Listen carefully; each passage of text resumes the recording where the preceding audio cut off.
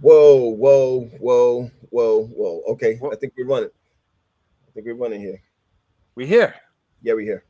We here. Okay, we want everybody. Where's the people's champ? He's in Florida, man. I'd have been down there too with the funeral that's going on. So Hmm. uh, Paul is there at the funeral. He said he may jump on, maybe even on his phone, whatever the case may be. But we'll see how that all works out. Oh, my one of my favorite people. What's up, Stephanie Scott? Yeah, Stephanie Scott. Scott, love some Stephanie Scott. How you doing, girl? Okay. Oh, Judy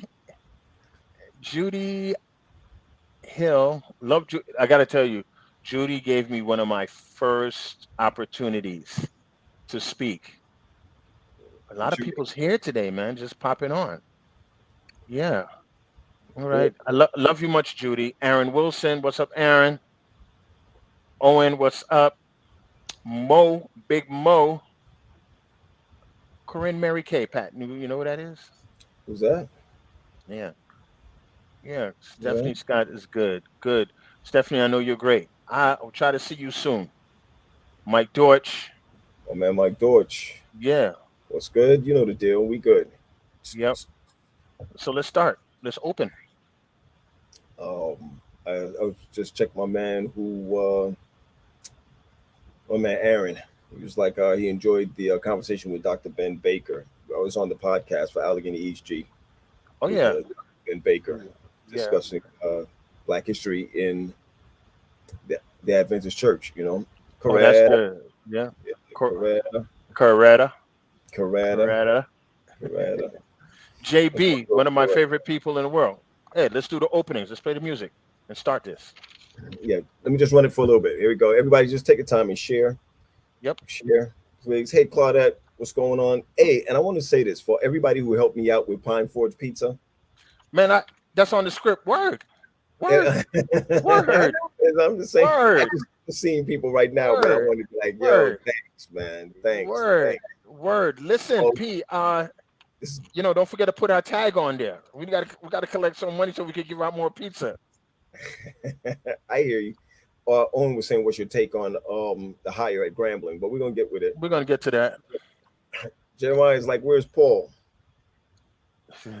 Paul Paul's doing family business. Yeah, yeah. Are, All are you right, gonna play cool. the opening? The opening. You can't hear the opening. I didn't hear the opening. The opening is playing right now. I hope everybody can hear it. Let me just ask in the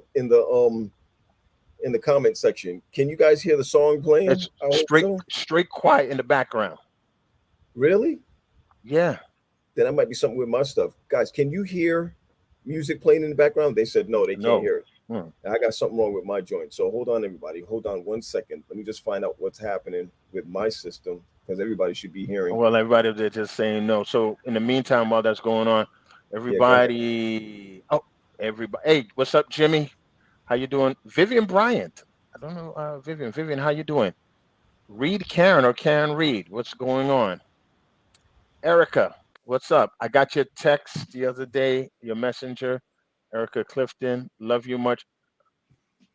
Gamecock or Clemson, but she's from Texas, so she's an original Texas person. What's up? Winona said that we need to beatbox in the meanwhile. No, Happy those days are birthday, Winona. Happy birthday. really All Winona. right. Okay, Let me just make sure it's working now. How about now? there you go. Okay. Okay. All right. Just want to make sure we was rolling. I for All right. for for Here we for a, go. se- for a second, I thought you fell off. Nah. I thought, that's the Nah. worst thing you can tell. If you're from New York He and said, yo, somebody you say, fell "Yo," off. I go, "The Grams fell off." You're going. All right. So Those are fighting words right there. I'm the only one that was hearing it back here because I was running it through another system. I'm like, yo, how come I can't hear nothing? When you were like, run the music, I'm like, I'm hearing it. So I can hear it here, but I couldn't hear it out there. Quinn and Quine. Oh my goodness, Reverend Quine, I'm sorry about that, man. Today was we had a funeral this morning, so we was online just running and running and running. So that's where we were. I That's where we got were. all around that. I got ahead of what I needed to get together. Yeah. Now the sun is out here in New York City. So Yeah, we supposed to be having like 60 something degrees right now. yeah, Yeah, What we have. it's all good right there. All right, we're gonna run it. We're gonna ask everybody to go ahead and share this with someone. People want to know where Paul is at. Paul is in Florida. We had a funeral in Florida for my dad's sister, which is our aunt. And Paul did the truck. He drove down there, and he's supposed to be jumping on if he can, but you know the festivities and all that's going on down there. So if he does not jump on, then we'll have less chewing in the microphone today. And less of your mouth clap. Yeah, we will hear less clapping in the microphone. So okay, we're good. Vivian said, Vivian Park, she is the South Florida Federation president. You talked about her a couple of weeks ago. Yeah. Yes, you're right, Gary. We did. Yeah. We did. See, everybody share this with someone. We're gonna get ready to continue with this. Yeah, we're trying to set records in March now. Yeah. Because I'm gonna try to say this a nice way. People think they're us. Is that the nice way to put it that way? No, don't. No, that. Erica said, "Don't do Paul like that. Come on, don't do Paul like that." No, Paul, no, Paul is our main dude. Yeah, we'll be jump on. We'll be able to carry the show without him once. Listen, listen what Wendell said. No worries about losing a sponsor without Paul today.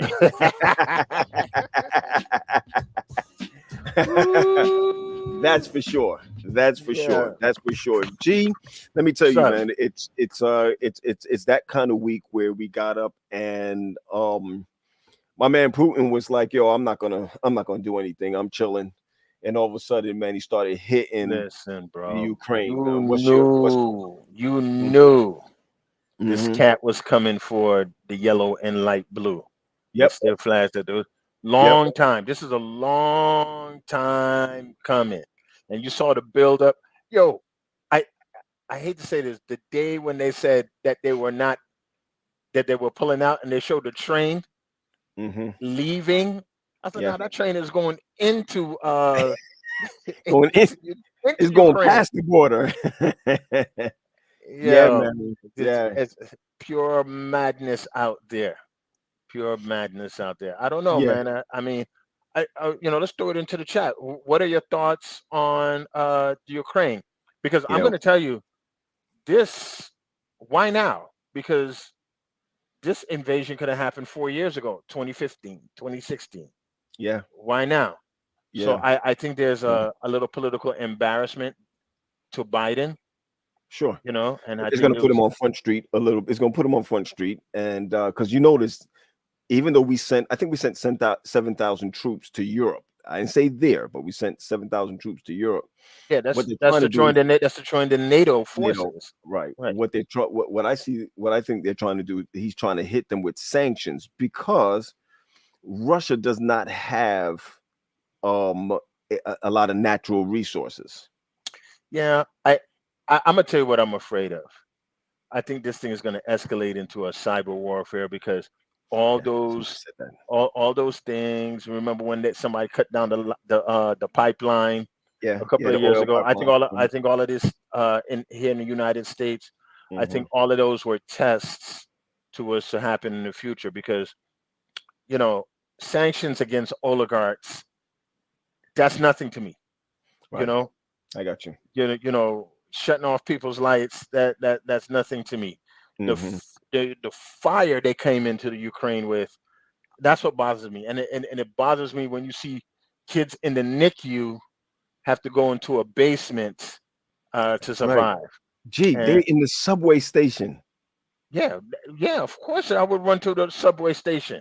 They in the subway station hiding. Vanessa, exactly. That's what I think. Yep. Yeah. Vanessa knows what's going on. She knows what's going on with that. And of course, like Gary, you just said, the government has already warned us on cyber attacks and things to come. Yeah. And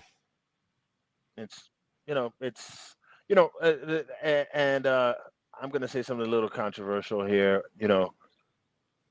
This is not the only country in the world that is being pushed out and having refugees. This country, the United States, make European immigrants and European and Saudi Arabian refugees. We're supposed to be compassionate toward them. Right. Same thing is going on in Central America with them drug lords and people, and in Haiti. Do you know that the Dominican president is trying to build a wall between Haiti And Gary, stop it. I didn't even know that. pull it up. Pull it up. Gary, are you serious? Not everything fitting in new. I was like, where are they getting all of this ideas from? Come on, So Gary.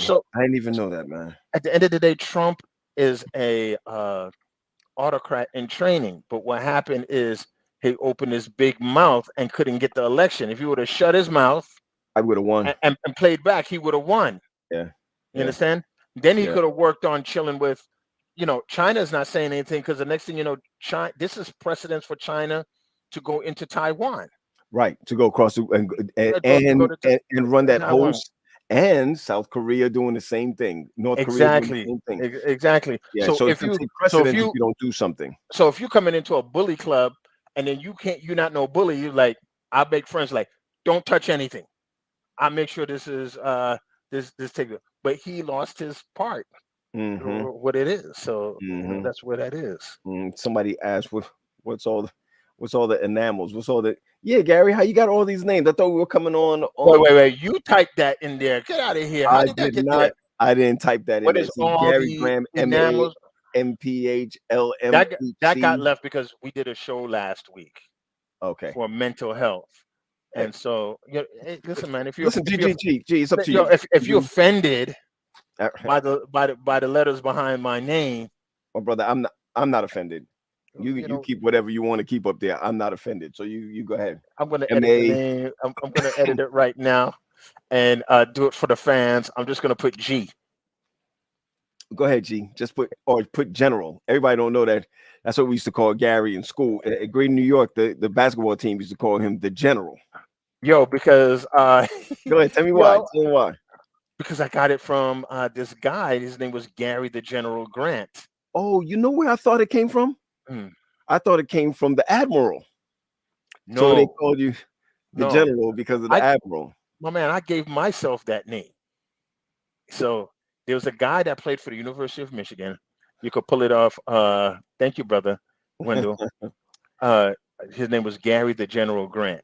This is before the Fab Five. So Michigan has their tradition of great athletes, which brings me to what's up with your boy Juwan Howard giving I'm gonna say it in Jamaican, licks. Yep. First of all, you called me on that. Wait, hold on. By the way, who is typing snack time with the Grams? I'm not typing it. So Paul is somewhere? Somebody said punks. Did they just put that? Is that punks? That somebody said? I don't know. Paul is on here somewhere saying you'll let me in. You are on the wrong StreamYard. Let me just tell you that right now. Oh, Paul is on probably tomorrow's StreamYard. You need to get off of Bible Boot Camp StreamYard and jump on Snacks. That's Paul. That's why I was like, Snacks time with the Grams. He's like, you'll let me in. That's why I asked you, what is that? And now he cussing at us.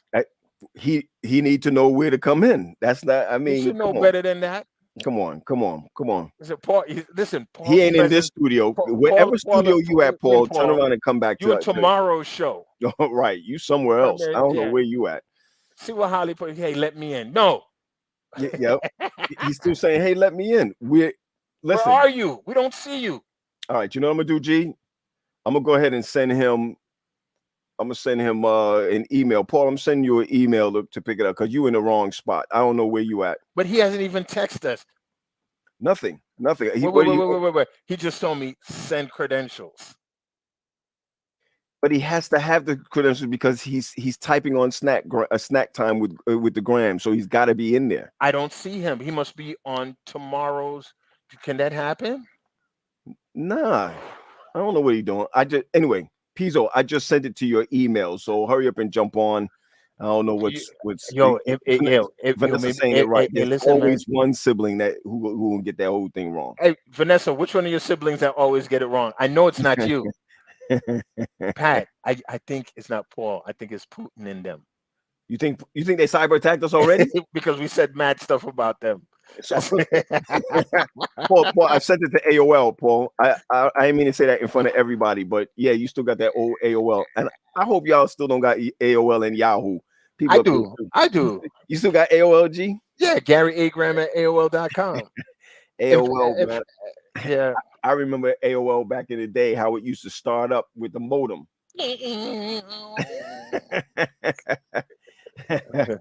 Yeah, see, but no, tell you, I still got AOL. Gary still got AOL. All right, we're waiting for Paul to come in. I'm not sure where he is, and I know he's not coming in this thing from at the burial grounds. I'm Paul, sure he's not. But she's not getting buried today. Gary. Wendell said that his dad still got Earthlink. Yo, that's just as old as AOL. Yeah. Earthlink. Erica said her AOL is her junk mail. Lord, there's someone. Oh, here you come now. He said, send it to his cell phone, so you know it's trouble coming. That means he's on his cell phone. Hey, it's trouble. All right, okay. Tell him I'm gonna send it. I'm gonna send it to his cell phone. Yeah, G, talk to me. Your boy Juwan Howard. Yo, listen, so it's still bothering me. What was the conversation? What was the conversation about? You think when they met each other? Explain the whole timeout thing for me, because I kind of missed that. What was that? So Michigan was getting blown out by Wisconsin. Right. All right. So my man lost his shoe on the court with like about 4 seconds left on the clock. Okay. And then so the Wisconsin coach called timeout so your boy could put on his shoe. Right. Yeah, but that's some general business. What really he called timeout to do, because they in Wisconsin, is to prolong the game. Right. It's kind of like rubbing mud in your face. Right. You're up by 14, so why you calling a timeout? The game. Right. Exactly. So they on the receiving line. Here comes your boy. Keep him out there for a little. He need to be what's the word I'm looking for? Finish the story first. Don't worry about him. Don't worry about him. You controlling that. Go ahead. So they on the line, and then when he tried to come on the line, Juwan goes in a, don't say nothing to me, don't talk to me. So right. So your boy, and this is where I got triggered. Your boy did Mr. Mandel. You know how he used to hold us. Yeah. You know what I mean? Yeah. And so this is with a cultural thing. First, you don't put your hands on any other man. Right. So he kind of grabbed him up, like, well, you're gonna talk to me and you're gonna shake my hand. Right. And he was like, F that. So everybody got into a scrum. Right. And then the assistant coach from Wisconsin tried to grab up one of the Michigan players. Right. And then, Juwan Howard was like 6'10", and his claws like this. Yeah. He ain't punch him. He give him one Ross. Pow! Yo, he didn't even punch him. He gave him the open hand slap, like right here. Pow! He put the whole hand in his face. I saw it. Man. So he was wrong, right? He was wrong where that is. But the Wisconsin coach. Wendell said it's like shooting a three and playing a full court press on defense when you're up by 30 with 2 minutes left. Right. Yeah. So this is that's where that was. But the thing is that Juwan ended up paying $40K. He was one of the first $100 million men. Oh, really? In the NBA. Yes, he was. Really? He was the first $100 million. He used to play for the Miami Heat and sit on the bench.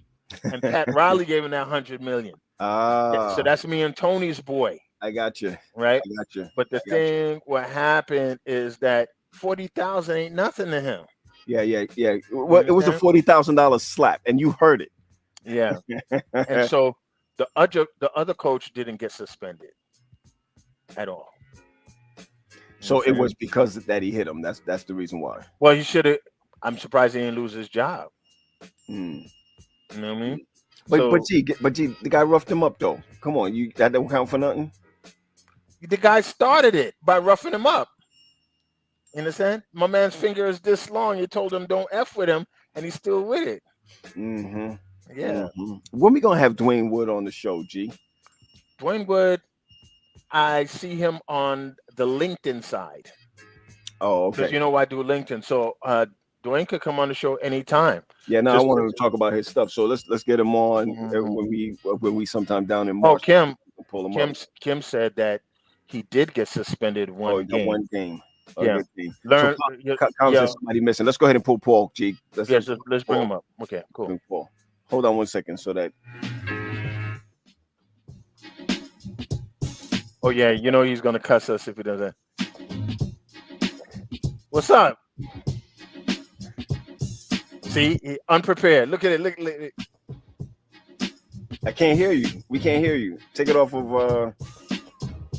Take it off. My cousin right there. That's my cousin. That's my cousin right there. With the fine wife.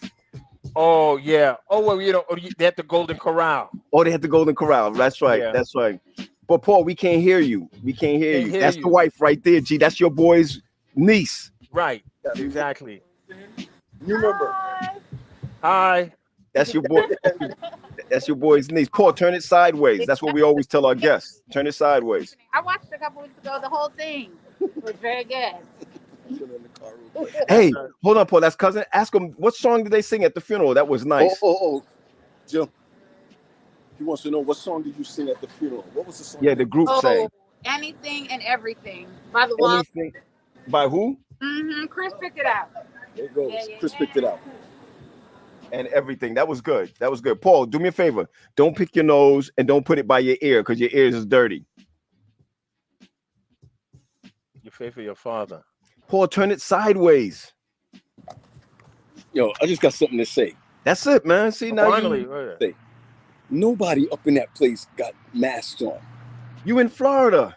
Listen, we have to learn to live without the mask. It's now turning into an endemic instead of a pandemic. You better believe that. Matter of fact, I think Maryland just stopped from their schools, man. It's a done. Where you going? Deal. Where you going, Peace? Nowhere, man. I'm sitting down talking. Come on, Gary. Gary, he's at the Golden Corral. Golden Corral is for 65 and 70 years old and up. No, I'm hungry. That's wild, Pat. That was wild. It's true. Nobody go to Golden Corral. They don't season their food. Their food is for senior citizens. Yeah, I got a piece of chicken stuck in my teeth. It's better than fish, so you good. Yo, I'm hearing Gary talk about the fight, man. Yeah, man. Juwan Howard, man, with the fight, man. Crazy. And put his hand on him. Yeah. His middle finger went around his neck on the slap. Yo, I love the Fab Five. I love them. Jimmy mad at me. He said, "But don't do that, Pat. The fried chicken is the bomb in the Golden Corral." Yo, big shout out to Jim Gibson for coming through on the grief counseling. Yeah. Oh, I was gonna say with him doing the 40-day, man. People do 40 days and don't last. So Hannah said, "Watch it." Okay, I take it back, everybody. What I said about Golden Corral. All right. Matter of fact, Gary's gonna pay for each one of y'all to go up in there. So I got you. Once I get my money from the oligarchs. Wait, everybody talk. Gary, I need to go then, because now she's talking about the rolls. The rolls are good. It's good, bro. Yo, Golden Corral got some good food. I don't like bread, man, but the rolls are good. Yeah, I got some news just now, Paul. Are you driving Zenovia's car? See, that's you know what that's about, right? Because Zovi drove up with Tony. Oh, okay. Right. And so let me just tell you, Zovi ain't help. Oh, he drove the whole way? He drove the whole way. Zovi, I said, what's up with Zovi? His dad, Zovi, sleeping. What's up? Zovi's Graham, so she get a pass. Yeah, she didn't do that. You know, she's not saying that she missed her car. She's saying she wants her car to go back. That's right. That's what. She didn't say she met. Oh, she wants the car that when she gets back down to Maryland, she wanted the car to go back to Huntsville. To Huntsville. I may be able to help her because I'm going to Oakwood on March 8th. For what? She needs to be back there March. She should be back there March 5th. No, she can go back. I'm saying I'll drive it down and I'll drive it down and then fly back. What you going to Oakwood for? There's a Beta Youth Directors. There's always something because Tony finally got it. He said you usually see a lot of administrators because a lot of people don't understand there's a lot of meetings that go on at Oakwood that we don't know. Like, well, let me help you with that real quick. Did you say go on? I just wanted to hear. Did you say that go on? He did, Pat. I heard him. Go down. No, MPH, MA, Masters in Public Health. I'm asking you a question. Masters in Public Health. Don't get smacked like Jawan smacked that man. Don't get smacked. I was just asking because I know that we say some things. I just wanted to know if you said gold on. That's all. That's all, G. Why y'all worried about what I'm saying? And y'all need to be running for cover from oligarchs. I hear you. Patrick. Yeah, P. He said it. Yeah, I know he said it. Yeah, listen. Maurice said I heard it too. So I just want to. Maurice about to get fired. we need to put Maurice. See, I just say Moniz, right? Yeah, Moniz. We need to put him on probation with the Panamanians. The Panamanians off probation. They've been Panamanians off Hannah Lane, Yvette. They all off probation. Okay. Yeah, they good now, man. Don't worry about them. Yo, I want to switch this up real quick. Oakwood Academy.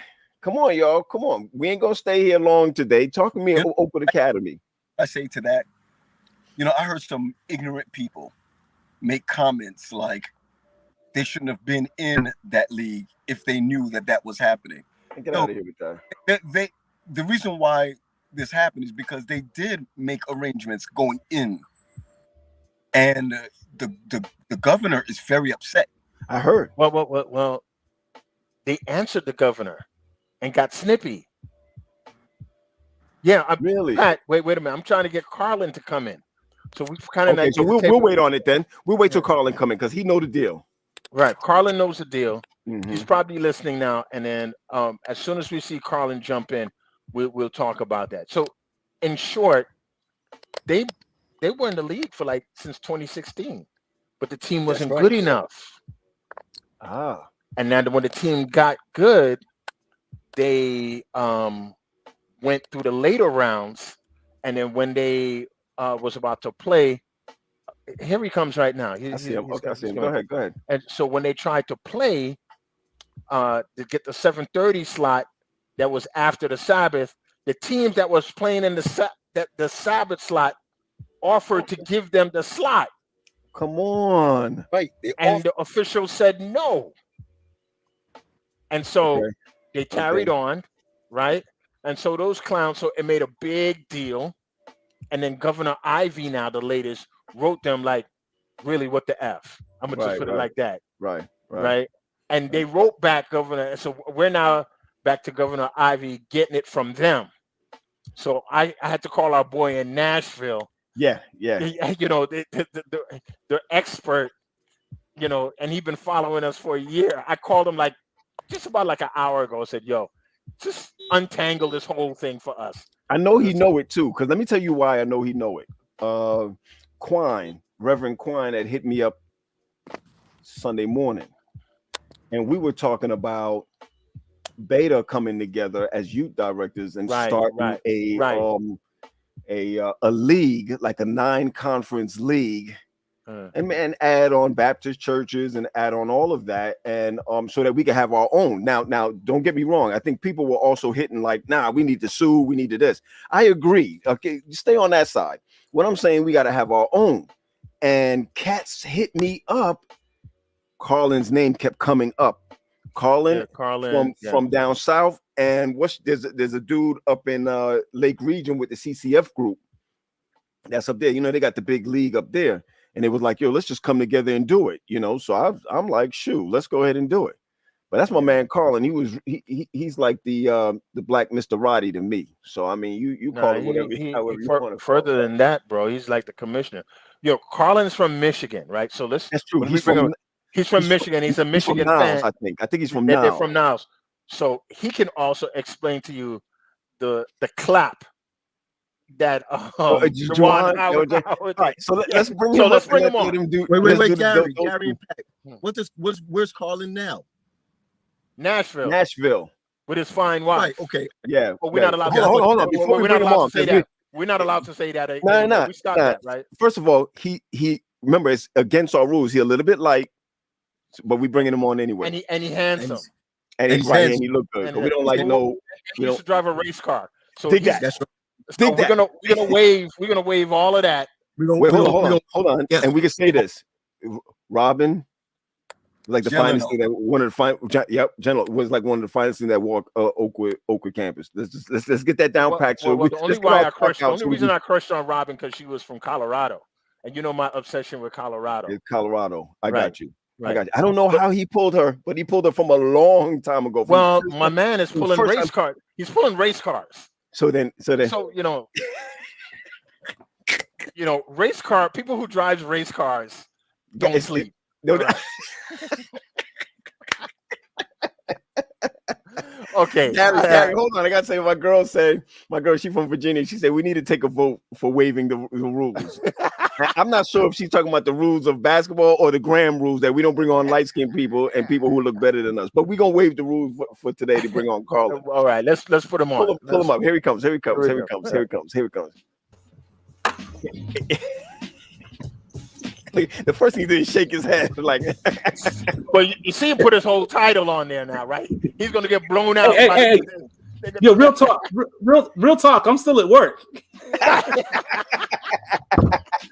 And I got my own company. So like if you see like it says Alco Wireless Consulting, if your church needs to upgrade their internet, add wireless access points, or we manage Wi-Fi or IT support, hit me up, yo. Hit me up. Well, there you go. Gee, hold on.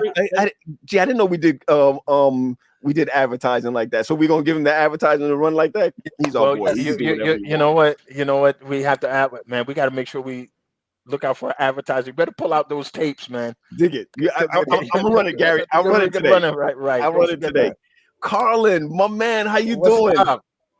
What's up, fellas? Man, I feel like when Gary called me, I'm like, yo, I've been watching Snacks. Like, I'm like a faithful watcher. I get 0 shout outs because I'm like not on the East Coast.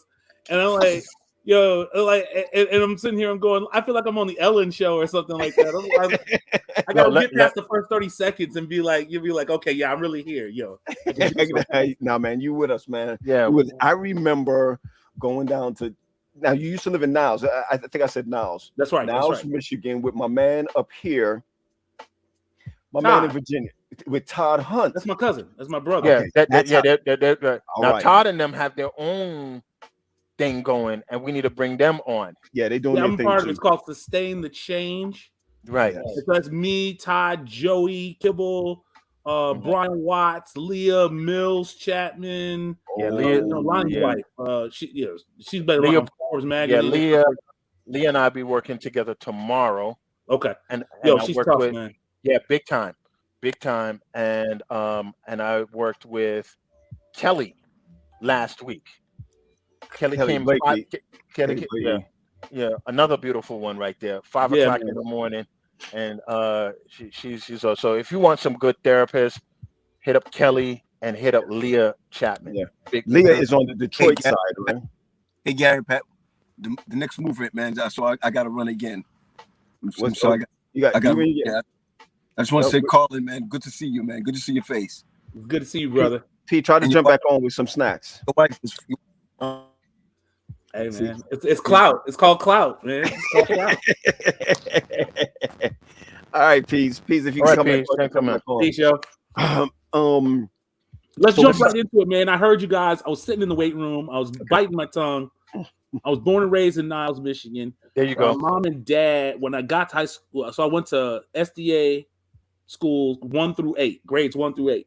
Niles West High School. Great school, beautiful school, diverse. And then when I got to high school, my parents gave me a choice. They said you could go to Andrews Academy, which is about 20 minutes away from where we were, or you could go to this non-denominational Christian high school right here in Niles, Michigan, and play sports if you want. Right. Me and Todd were like, what? It's not even a choice. Yeah? We're playing sports. We out. Right. Yeah. But they never, ever, ever discussed the Sabbath with me. Never. Mm-hmm. And I played everything that was available. I did baseball, track, wrestling, basketball, you name soccer, you name it. I played everything because I was thirsty, man. And never once did I play on the Sabbath. Wow. Never once. Wow, really? And it was never even it wasn't even a struggle for me because I was so grateful to be even playing at all. Because I came from an SDA school that didn't even have intramurals. Right. Wow. So like we went to like almost like a basketball power. Like that really? It was serious. Yeah, man, it was serious. It was a white evangelical school. Can I say white? White evangelical school. Come on. You just took Paul's spot, so go ahead. Yeah. So before the whole white evangelical Trump movement or whatever, but at the beginning, of the rise of the moral majority. Pat Robertson, Yep. Right. Roberts, yada yada. So I got Yep. to see that firsthand. But I was there to get my studies and to hoop, really. Right. Right. And when we first started in 9th grade, half the games were on Friday night.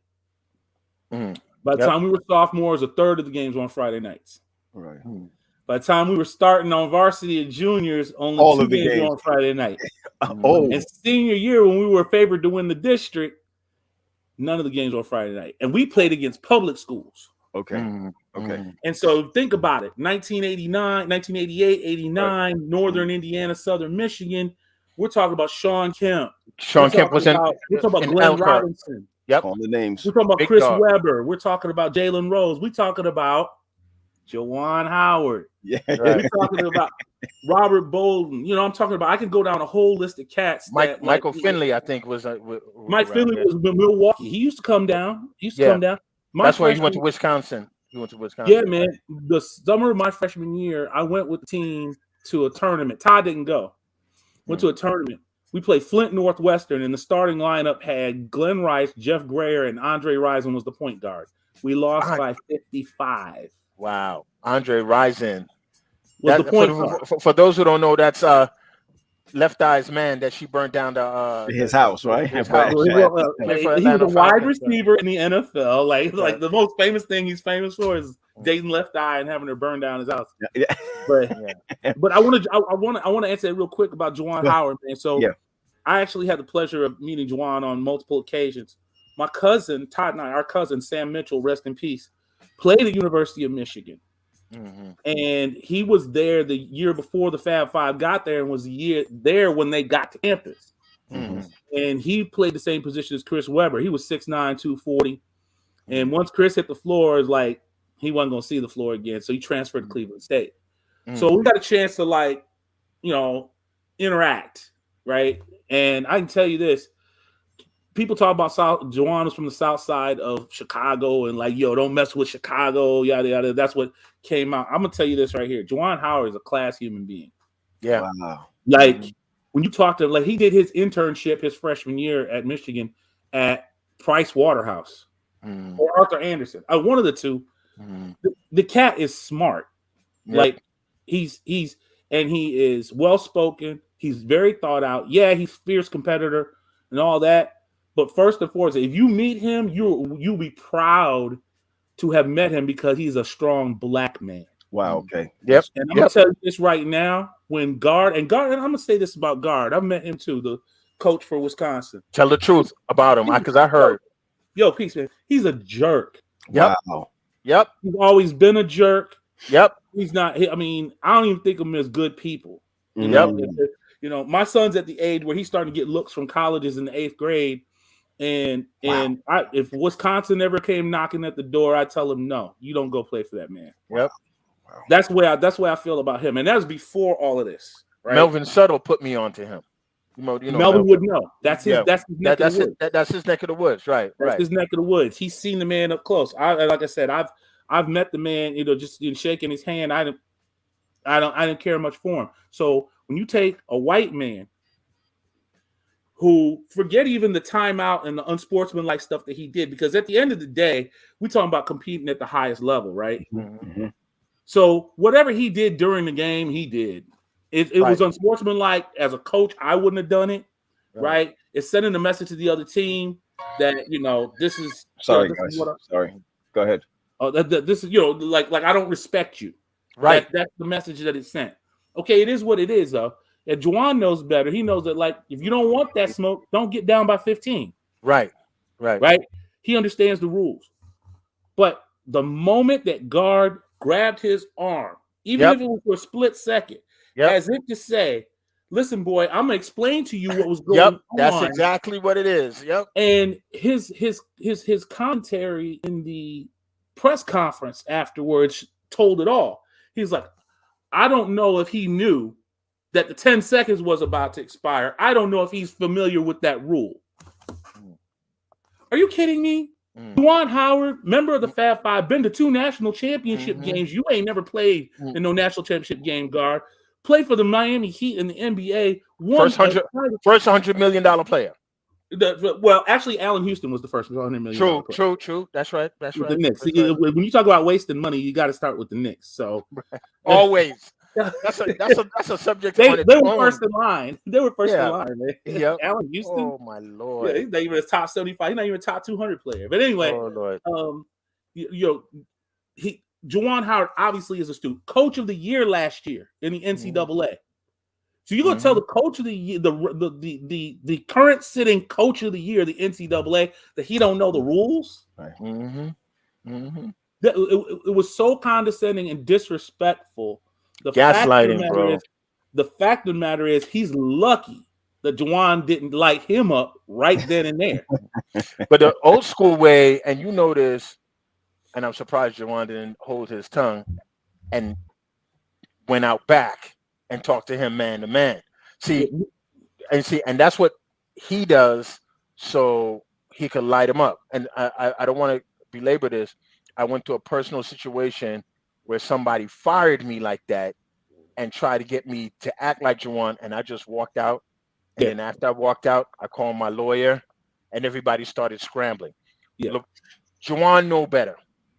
Juwan know better, but let me say this. And he did have an incident last year, so there is a little bit of a pattern. I saw that. I saw that too. Yeah. I'm never gonna defend. We got to do right? And Juwan knows that. And I'm not gonna belabor that. They took care of that with the fine and the suspension. That I'm fine. I'm cool with all that. But what I will say is this, and people are gonna disagree with me here. Sometimes as a black man, you two know this. Sometimes as a black man, you gotta take the L to get the dub. Yeah, it's true. Like he knew he was going to get fined and suspended, maybe even fired. But one thing this white man is not going to do on national TV and in front of my kids, in front of my right, is disrespect me in a way that I'm a 50-year-old man, dog. Don't put your hands on. Yep. Never, ever, ever. How many kids want to play for him now? I bet exactly. I bet you Bronny want to play. I bet you Bronny want to play for him now. I bet you Bronny want to go. Yep. That's a Michigan fan that got to say. I don't really want Bronny. I don't want to turn this into a sports thing, but now you got to understand, and we got to talk about this. This is almost as deep as Brian Flores, because that's deeper than it is. You know they tried to have him sign an NDA with that, but that's another story for another day. But you are right, so that's why it still resonates with me. Go to my post on Facebook. I addressed all of that like last week. Brian Flores, Juwan Howard, Bubba Wallace in NASCAR, Sha'Carri Richardson versus the Russian skater. The inconsistencies there. Yeah. Yo, look, we're here to talk about Oakwood. So go ahead. No, you're right. But you're right though. I mean, that's it, and this should be more than Black History when it comes to that. Gary already know I'm not the big fan. Before we get to Oakwood though, I want to deal with something personal. We didn't talk about it, and if you don't want to talk about it, it's fine. You were always known at Oakwood as the sports guy. That was Rob Patterson type guys that always had these type of things rolling. Years later, you had an amputation. Did that do anything for you? Before we get to Oakwood, I'm just asking you this personal question. Did that do anything to you mentally as far as sports was concerned, or you just picked up where you from left off? Here you are, a sports. You are one of the most athletic persons that we had at Oakwood. Still is. But still is, yeah. And now it's an amputation. Can you just talk about that a little while? If you don't want to, we good. Man, it's all good. I'm writing a book called Addition by Subtraction: My Journey Through Amputation. What amputation did is it gave me my life back. It allowed me to actually play sports again. What people don't realize, well, people in Dynamic Praise realize it because they were praying for me. In '97, when I moved to Nashville, I was diagnosed with a tumor in my right ankle. I was actually refereeing a pro-am basketball game at the YMCA, and I felt something in my ankle. I was like, did I twist it or something? Through a series of x-rays, MRIs, whatever, come to find out there was a tumor in there. Wow. Aggressive. They gave me 6 months to live, did an aggressive surgery to keep my leg. But what it did is it fused my ankle together, so I couldn't run anymore. I walked around like a penguin. Some people, alumni, didn't know. So when I was walking with a cane at some of those alumni from 97 to into the 2000s, people thought, oh, he's just a pimp. He's just, yeah, the pimp walk. I actually needed the cane to walk. Wow. So from like 97 to 2000, 97 to 2000, 10. What were we in? 20? Oh, yeah, somewhere around 2009, whatever. I couldn't run. I couldn't hoop. I couldn't play sports. Really? So we were in Chicago. Me and Robin were in Chicago. Shout out to my wife.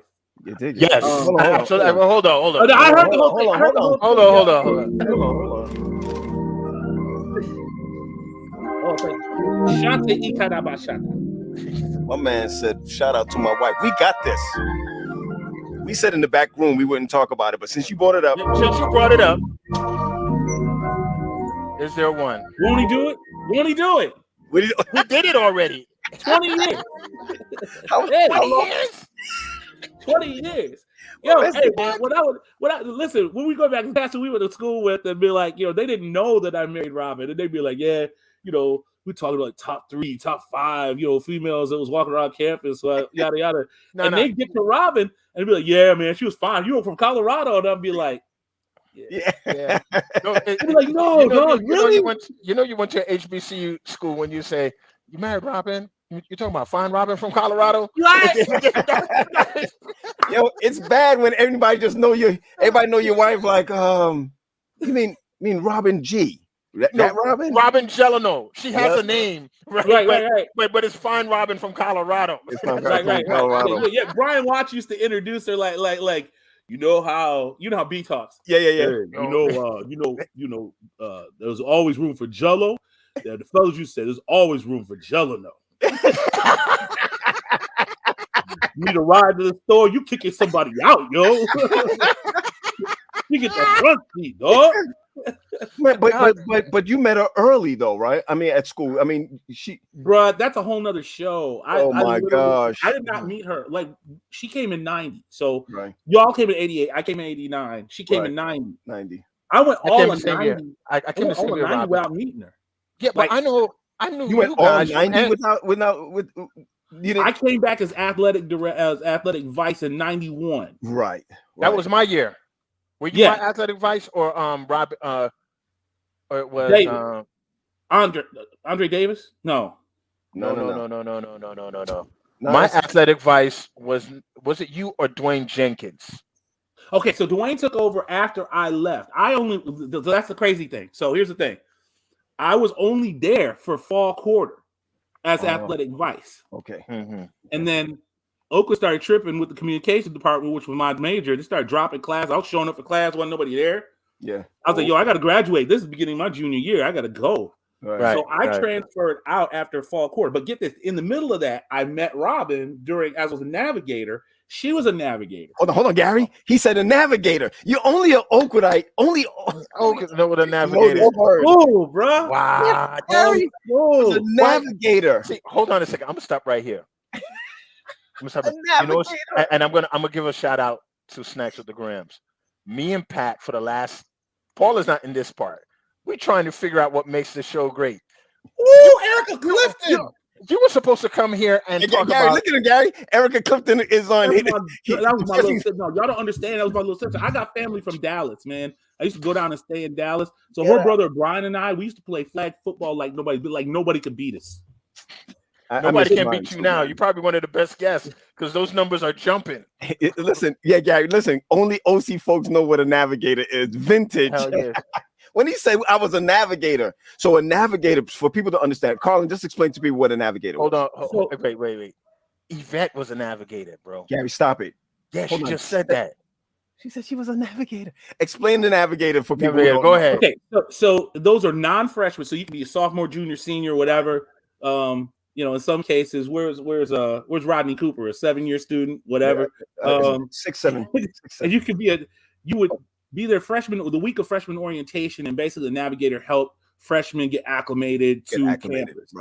Right. And then you had navigators like the Grams who had their own personal, Yeah. And real talk though, real talk. Navigator always gave you the leg up on what the fresh stock was coming in with. Are we being real or not? You want me to lie about it? Or you want me to lie about it? Listen. Again, can I just say, this is what makes this show great, because we here to talk about one thing, and now we talk about like real. Hold on, that Gary. When he said navigator, he threw me way back. Like, oh shoot, Navigators would be like, It's- yo, it's we got so a freshman sad girl. because- We got a freshman sad- girl coming. sad- Hold on, sad G, that- G, you from Andrews. Gary, you from Andrews. Which I knew them boys from. I understand. Navigators would come in like, yo, Pat, just saw this fine one just walking here from Georgia. Like, Yo, Or we be South doing the Carolina. debrief every call. It would be like 18 dudes in the lobby in the debriefing. We be debriefing, but like, yo, in this freshman class, And you had no name. You had no name. Your name was the one Mobile, with the ponytail from California. Mobile, Alabama. The one from It was always where Mississippi. they were from too, right? Right, yeah. Girl with the gap in her teeth from Charlotte. That's Right. right. Yo, dude. Listen, True. G, I'm sorry, G. We didn't mean to go this way, It but is when my what it is. man It is what started, it was. It is what it was. it is, man. It is. Now girls know what happened. It was like, girl from the Gap from Arizona said, I Yeah. didn't know they had black girls in Arizona. Well, son, this one, and they'll break it down. Or you give them a package deal like the crew from Indianapolis. That's right. That's right. Right. That's right. Or the Chicago Shout gals. out to Yolanda Donato, who's here in Nashville as a traveling nurse. She just turned 50 2 days ago. Yeah, I Shout saw out that. to her. Saw that. With Yes. the RIP Angel Smart. Yeah. That was a real group, Indianapolis. Yeah, That's They- the they- Indianapolis crew. that's Peppy Chapman. Peppy, Yep. the whole group. Yeah, that that was Lake whole- Region. That was Lake Yeah, Region. that's yo. Lake Region. That's Lake Region. That came. Look, somebody said I can't with y'all. No, man. Yo, that's- Carlin, you that's hit it. it right on the yeah. He head. went down with it. He called it out. He called it out. And if you man. and you don't miss anybody from California, just lit them up by themselves. California was its own. It was the own thing. They were own thing. Oakwood in California. Yeah, man. Yeah. God bless you, man, for coming on the I show. remember, today. listen, real quick, before we move on, real quick, you were talking about like sections. It was like people don't understand. People think Oakwood is soft or whatever. If you didn't hang with your crew, if you didn't hang with the New York crew, if you didn't hang with the DC crew or whatever, DC you was out there on your own. Yo, I the remember I DC got crew into it. was- I have no problem saying this publicly. Mm. I remember I got into it with Kevin O'Dane from Cali, right? Kevin O'Dane went to Linwood. So that was Yeah. Palm Bay. That was Right. Alvin, what was his name? Walden. Mhm. Yeah. It was a bunch of them, right? Yeah, Alvin. And Yeah. I got into it with Kevin O'Dane, and I was like, "Yo, Cali's soft, man. Y'all West Coast. Oh Y'all Lord. the West Coast, right? I'm from the Midwest. We from the dirt, man. Man, next thing I look up, I'm surrounded. I'm like, Cali was Gary, what's Robbie your Knight walking up what's your on boy me. that And used stuff, to and I'm drive like, the- Robbie, we cool, man. Listen, I don't you ever underestimate California. They run deep and they run quiet. You know who run deep too? Who? Chicago run But deep. that's the whole. It was the whole Midwest, yo. It was the whole Lake region. We ran tight. So when I talk about the Niles, we were actually closer to Chicago. Right, Right. We were to Right. Detroit. right. Like Detroit's 3 hours away. Chicago's an hour and 45 minutes. So Yeah. like Lake Region Church basketball, I knew more of the cats from Chicago than I Chicago did from way. Detroit. Yeah. God bless, But we God all- bless, we all God know bless Chicago. Nobody messed man. with the Midwest because you had dudes like Maurice Gordon. I was just about to call his name. You just took it right. Hold on. His name ain't even Nobody- Maurice Gordon. That's Dirty Riri. Yeah. Absolutely. Listen, let's move on because I know you guys want me. Why? to Why? Now, Let's- hold let's on. stick to the script. Lake Region had the gym rats. Bruh, Yes, that's true. Monty Hamlet was one of the best Yep. hoopers to come through. Monty? Oh my God. So let me say this as well. So Todd and I played legit high school ball. We were some of the first. There's some wind in here, Pat. Is that me? That's me. I turned on the fan. Go Go ahead. No, go ahead. okay. This is You fine. could Hey man, you could do anything you want now. You That's good. right. You the guest. You the You're guest. coming back on the show already. And he a little bit lighter than us. So you go ahead. You got it. Where did you get this? I got the ring light on and I'm still your kid. Listen. What are you talking about? Yo, if you follow the show, everybody understand because I about know 3 the weeks. rules. That's why 3 weeks we're gonna let this go. Yeah, somebody Whatever, just dude. said I'm the gonna Graham got to get rid of it. Y'all think that I'm not like I'm not Idris or something. You know? I'm as gray as Pat. Hold on, I gotta go with this really quick. They're like y'all talking like y'all from the jail yard. Well, well, that you really area, wanna know- that area between Blake Center and Bell Tower. that's where we pick up the contrabands at the bell Yes, tower. sir. All right. Okay. So Todd and I played legitimate high school ball Right. in an area of the country that was known for hooping. Right. Right? And we played against public schools. So we played against names. Like I played against cats who had NBA careers. I'm sorry, I gotta stop y'all. They got the Miami girls too. Oh, that was a crew. That was a crew. You know, what Sharon Henley. Sharon Henley stood up by herself. Happy birthday, Sharon. I think her birthday was her birthday? 2 days ago. I hope for the birthday. Come on. I want go ahead, finish up because we need to get to Oakwood. We need to get to yeah. So I feel comfortable in saying that we were some of the first Seventh-day Adventists to play legitimate high school ball, right? Again, in a public school system against legitimate competition, right? That you would see on TV later in your life. Okay, Glenn Robinson was the truth, man. Lord have mercy. Listen, but we did a lot of summer league stuff. So in our division, we saw some guys, but we played. Like I didn't meet Sean Kemp until we played against him in summer ball, right? Mm-hmm. By the way, his team never beat our team. Mm-hmm. But so our cousin gave us access to that elite basketball status. So when I got to Oakwood, I had 6 Division I scholarships and 10 altogether. But I turned down to come to Oakwood. I was done. Like I was done hooping. Mm-hmm. You know, people don't realize to play at the next level, you got to have a dedication. I say that all the time. You got to have a work ethic. Mm-hmm. Like you're talking about 5:30 workouts and then 7:30 practices before you go to class. I was just saying that last week. So like when these kids come up to you at camp meeting, talking about I'm gonna be the next so and so, it's like then you shouldn't be here. Right. You wouldn't be here right now. You should be right here right now. You'd be someplace else. You'd be in Texas in a camp somewhere. Yeah. And some of my good friends that played in the league, like Dante Jones, he played at Mississippi State, took him to the Final Four, dunked on Jesus Shuttlesworth in the against UConn, and he only played 2 years in the NBA. Wow. Yep. Got drafted by the Knicks in the greatest draft ever, the '96 draft with Kobe, Nash, Iverson, and he was the number 26 pick, 21 pick, whatever. Wow. Only played 2 years. But you add this, you talking about I'm going to the league. Okay. All right. So anyway, when I got to Oakwood, I was done hooping. Mm-hmm. Right? I was more about I really wanted to socialize. I really wanted to get my major. I wanted the full black experience because I really could have gone somewhere else. Right? Mm-hmm. I chose to come to Oakwood. Mm-hmm. So I chose to accept and embrace the Sabbath. This leads us into Oakwood Academy. Sure, go ahead. Mm-hmm. So when we got there, people were like, I remember Buddy Bird. He was getting his haircut in Edwards Hall, and him and Buster was like all A-League. You know what I'm saying? Mm-hmm. And Buster was like, "Why don't you play A-League? Why didn't anybody pick you to play?" It's like, well, first of all, A-League's nothing but a click. Number two, remember A-League? I didn't run that hard, so I wanted to play B-League. I wanted to play this way. Yeah. So, he was like, big shout out to Benji. Gary, just stop real quick. You got to be able to explain because our listeners don't understand that. A-League ran the full court. Yes. Right. Back and forth. So when he just came on and said, I just want to run this way. That was the shorter courts from so that after you could at least put your arm around your girl and walk. But if you play the A-League joint, you going straight to bed with ice. I was averaging like 18 points a game for the purple squad, the freshman squad.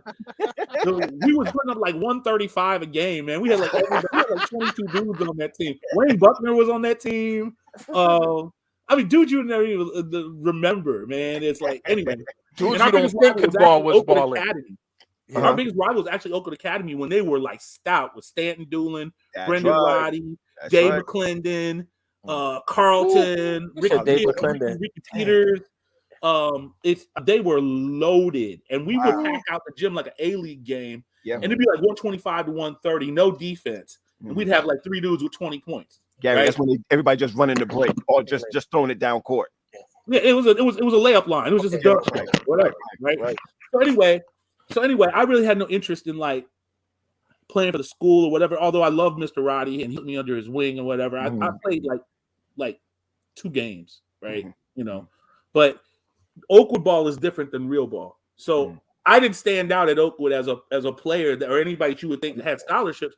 Because I'm going to set a pick for somebody and they're waving me off. And I'm like, well, yo, there you go. It's true. It's true.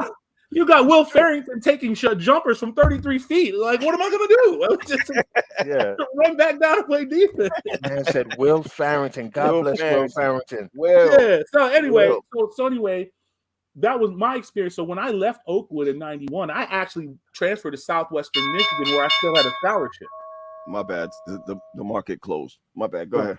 So I transferred to Southwestern Michigan for a semester where I still had eligibility to play. Okay. So I was actually on the team, but never actually played because I messed up my knee the first day of practice. Oh wow. Okay. So anyway, ended up transferring to Andrews, graduated from there, blah blah blah, moved to Nashville, right? Right. Get diagnosed with a tumor. 12 years later, have my leg amputated because I got MRSA. I know MRSA. Yeah. They were like, we got to take it or you're going to die, right? Hadn't played ball in like 12 years because my ankle was fused together. Man, I went into the operating room with the cover of ESPN, the magazine. I was sitting in the consultation room and I was crying my eyes out. And I saw on the cover of ESPN, this guy had on a Lakers uniform with a prosthetic leg. And he was like doing a crossover. And I tore the cover off. I took it into the nurse when I went and I said, will my insurance cover this leg? And she said, we'll check. My man went $6 million man on us, G. Bro, it's like, can I get this leg? I can't tell you how many thousands of dollars it cost. With my insurance, I had some good insurance.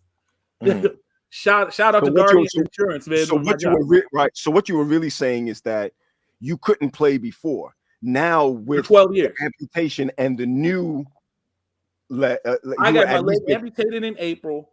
In June, I got my leg. In August, I played City League flag football, played quarterback, and we won the city championship. I was a quarterback. Ran for 2 touchdowns, threw for 3. That December, played in the league that I started, the church basketball league I started, National Christian Fellowship League, the NCFL, and almost had came 1 assist away from having a triple-double on opening night. Sound like Biggie. God gave me my ability back by taking away something that was causing me pain. That's going to be a good book. That's going to be a good book. Is there one? That's an is there one? No, it is. I'm telling you. And from that point, softball,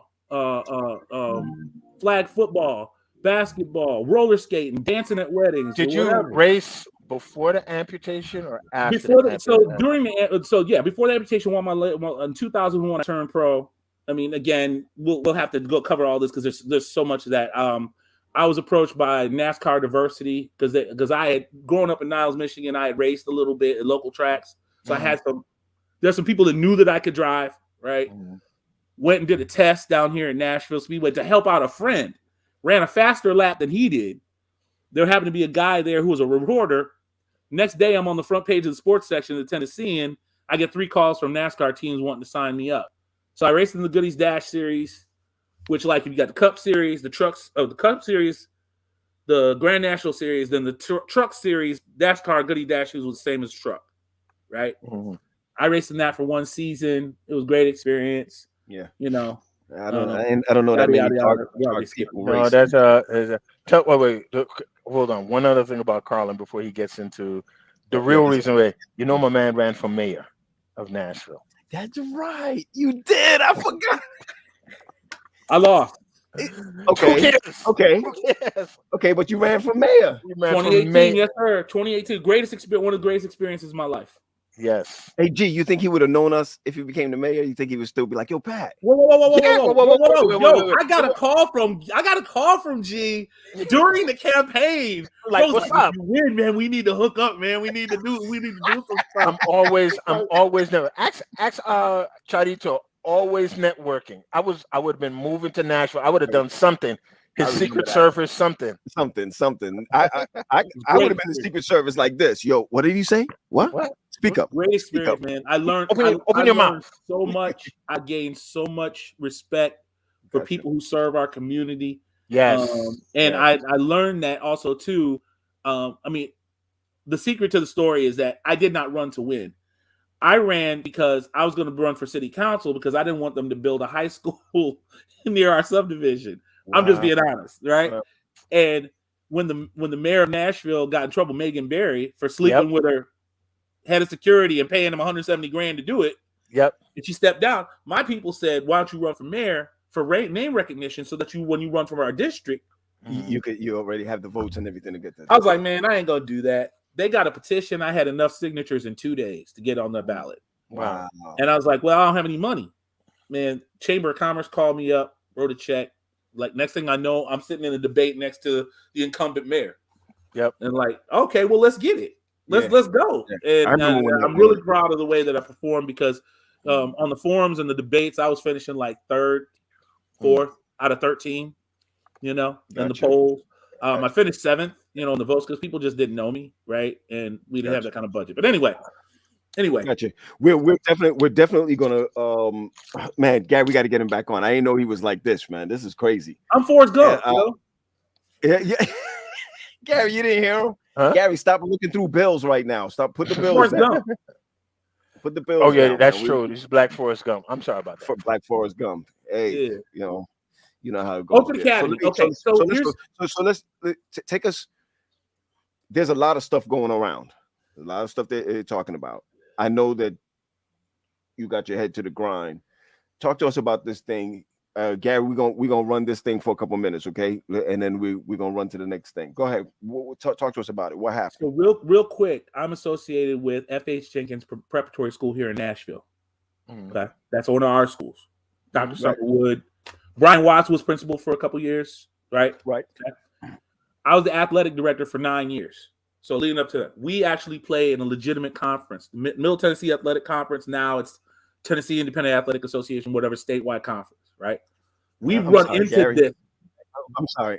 Somebody just was trying to put you on Front Street, so I needed to allow you to go ahead and comment on that.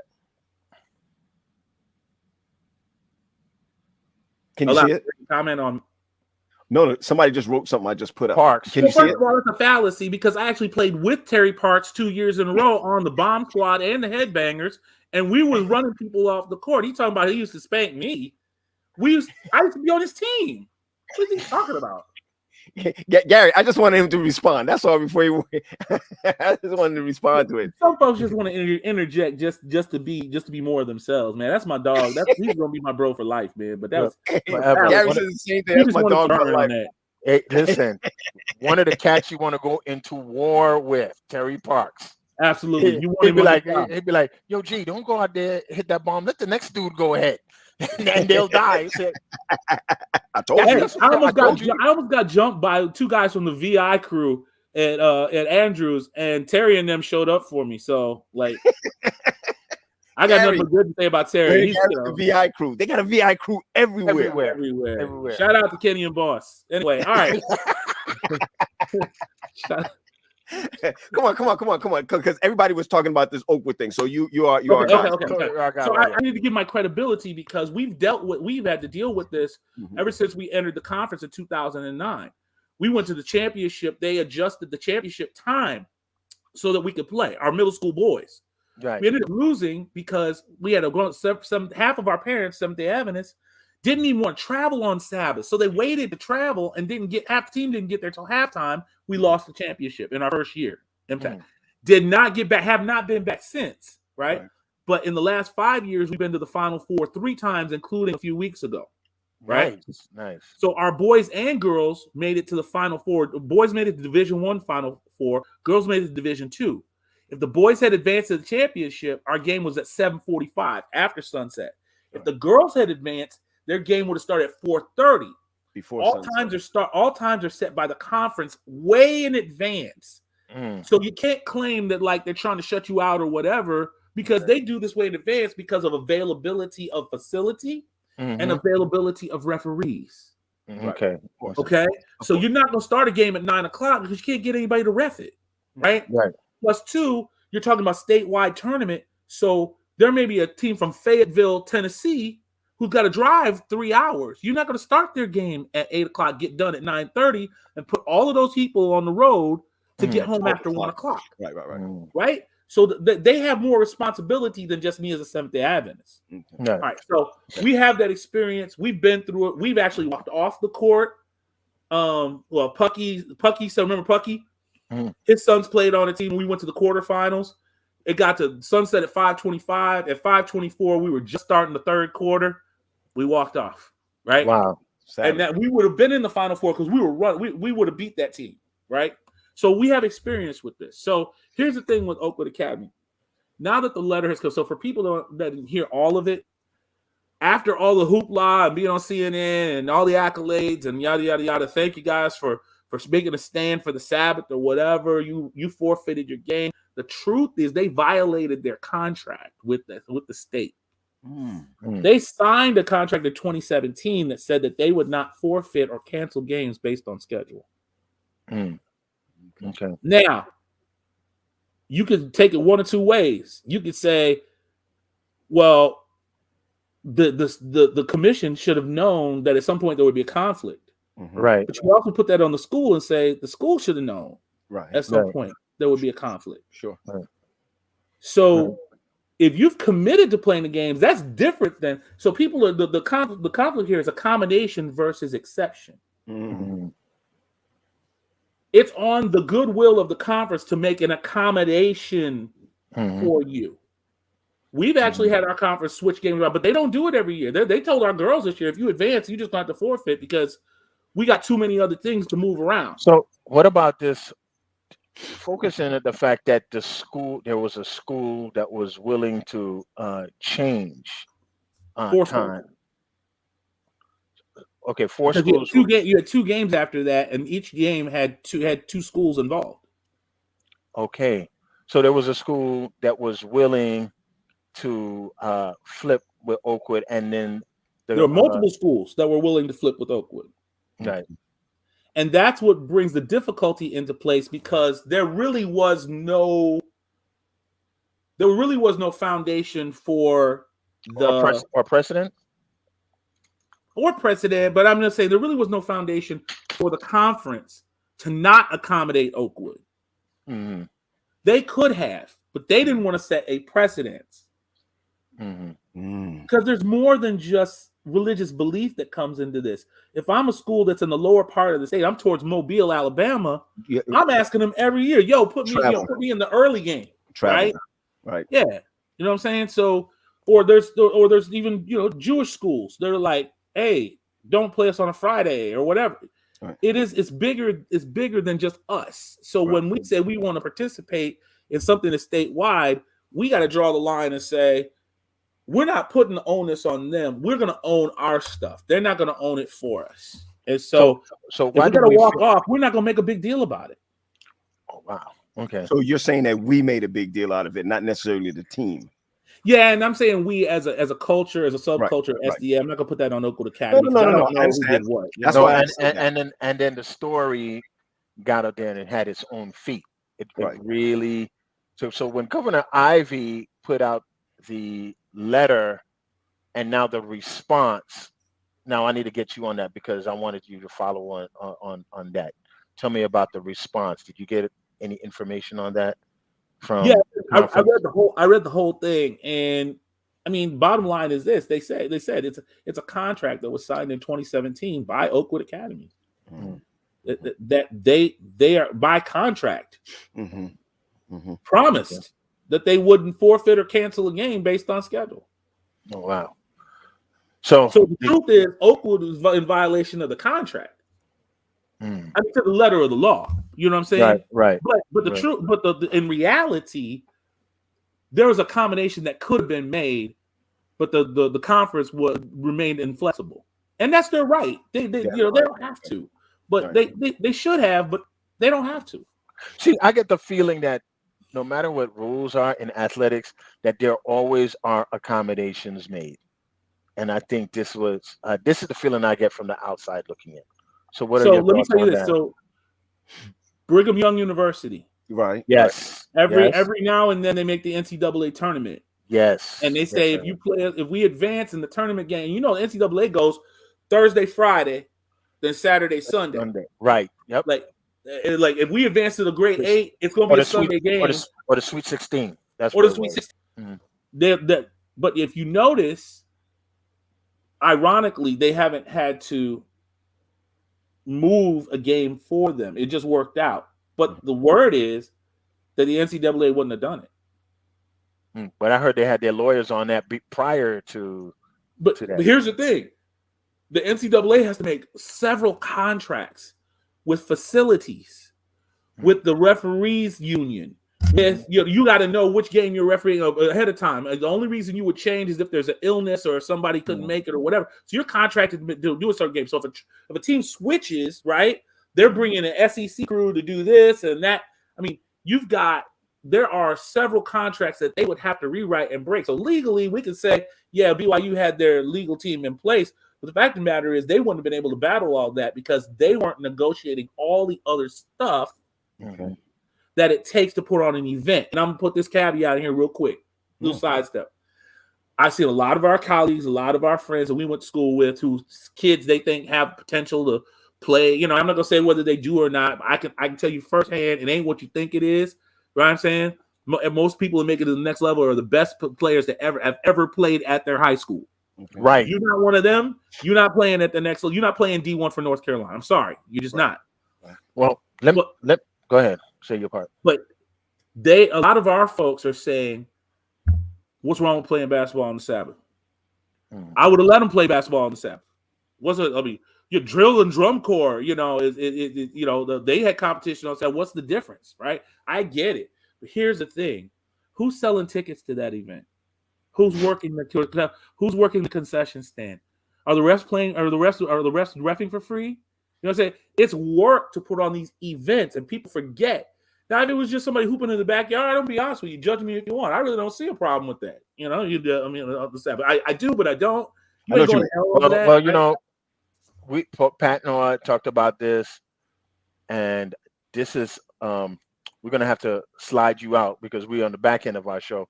But man, this is something that we talked about last week. There are talented people. Like, you know, I remember Reggie Smith said in the post that, you know, he gave up Sabbaths to play D1. Me and Reggie went back and forth, and we had a heated debate, by the way. Yeah, I saw that part. Shout out to Reggie. Right. But the real thing about it is there are millions of dollars involved. And it's business. I remember when I was playing baseball, I was the best in my area. And then when I moved up to and when I went into the next area, it was like, wow, everybody else is as good as me. And I always tell this story.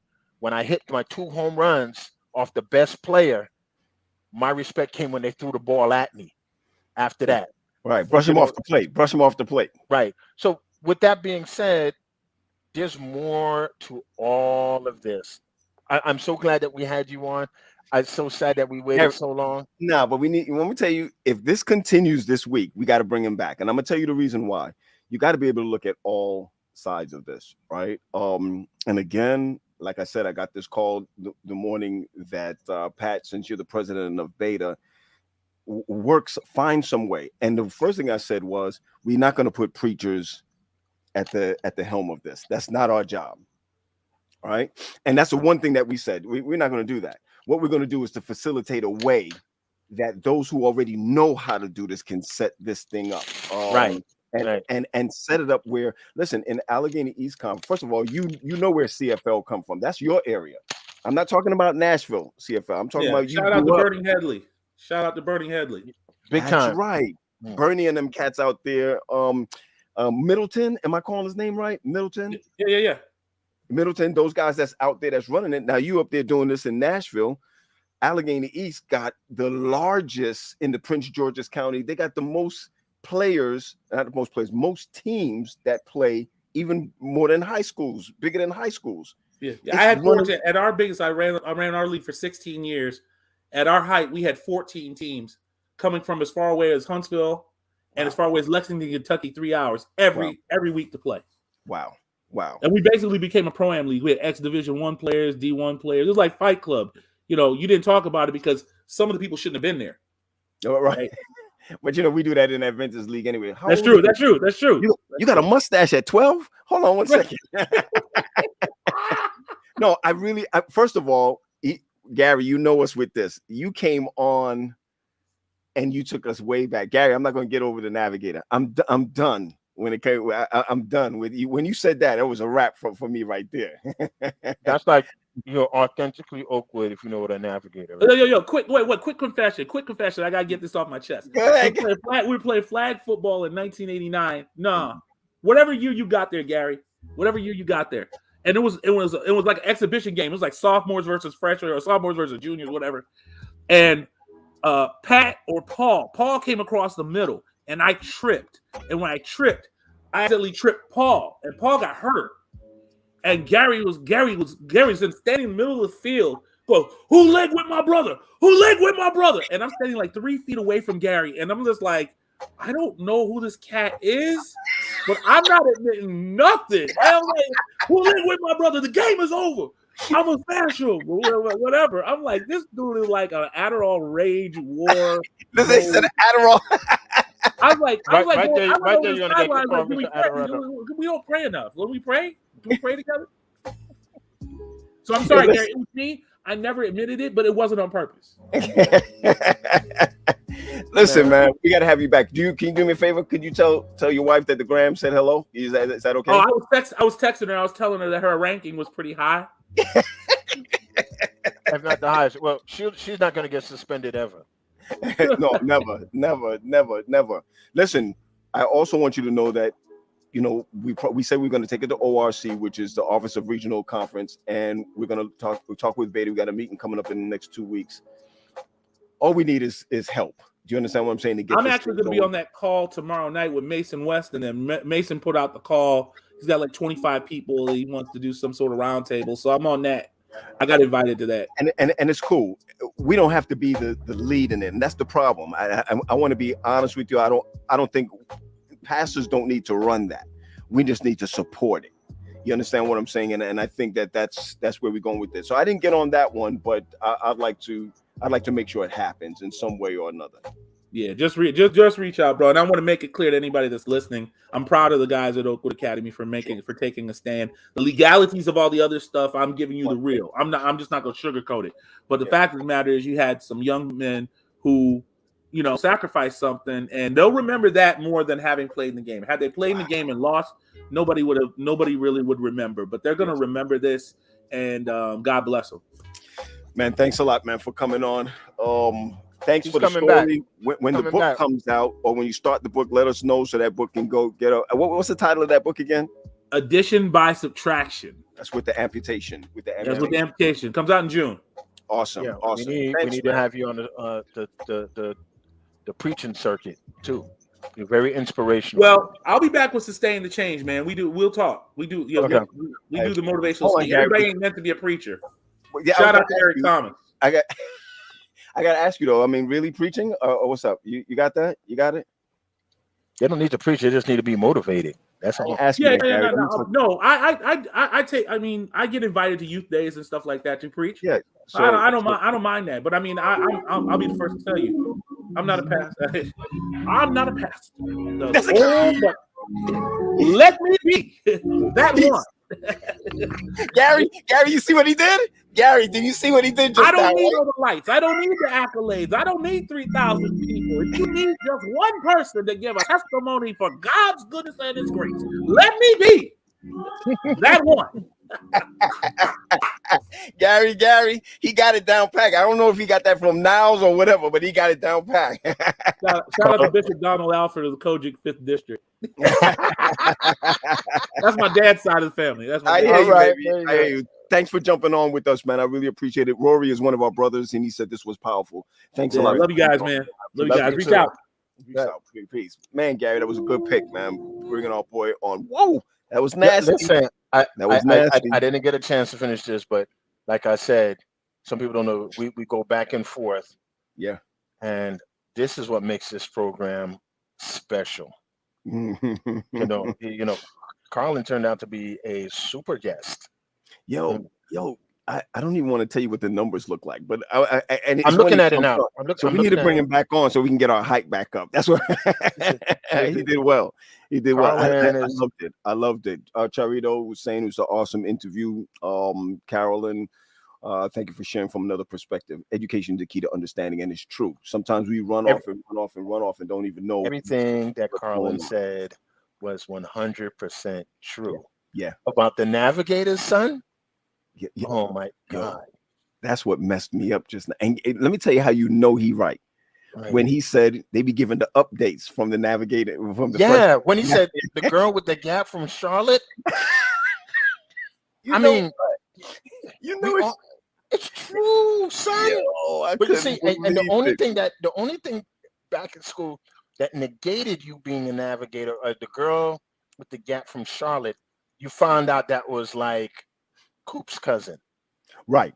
Or you find Like you right. found out, and then that negated her. Right. So, Yeah. so I always tell Or the cats would be like, yo, leave her alone. Leave her leave her alone. alone, or the word is out, be like, yo, Mhm, that's mhm. Erica Clifton's girl. Yeah, Is it yeah. cousin or whatever. Yeah. And so you got to fight. So if you really like Erica Clifton's cousin or Mhm. Dallas's sister, you Mhm. have to vet your way the long way.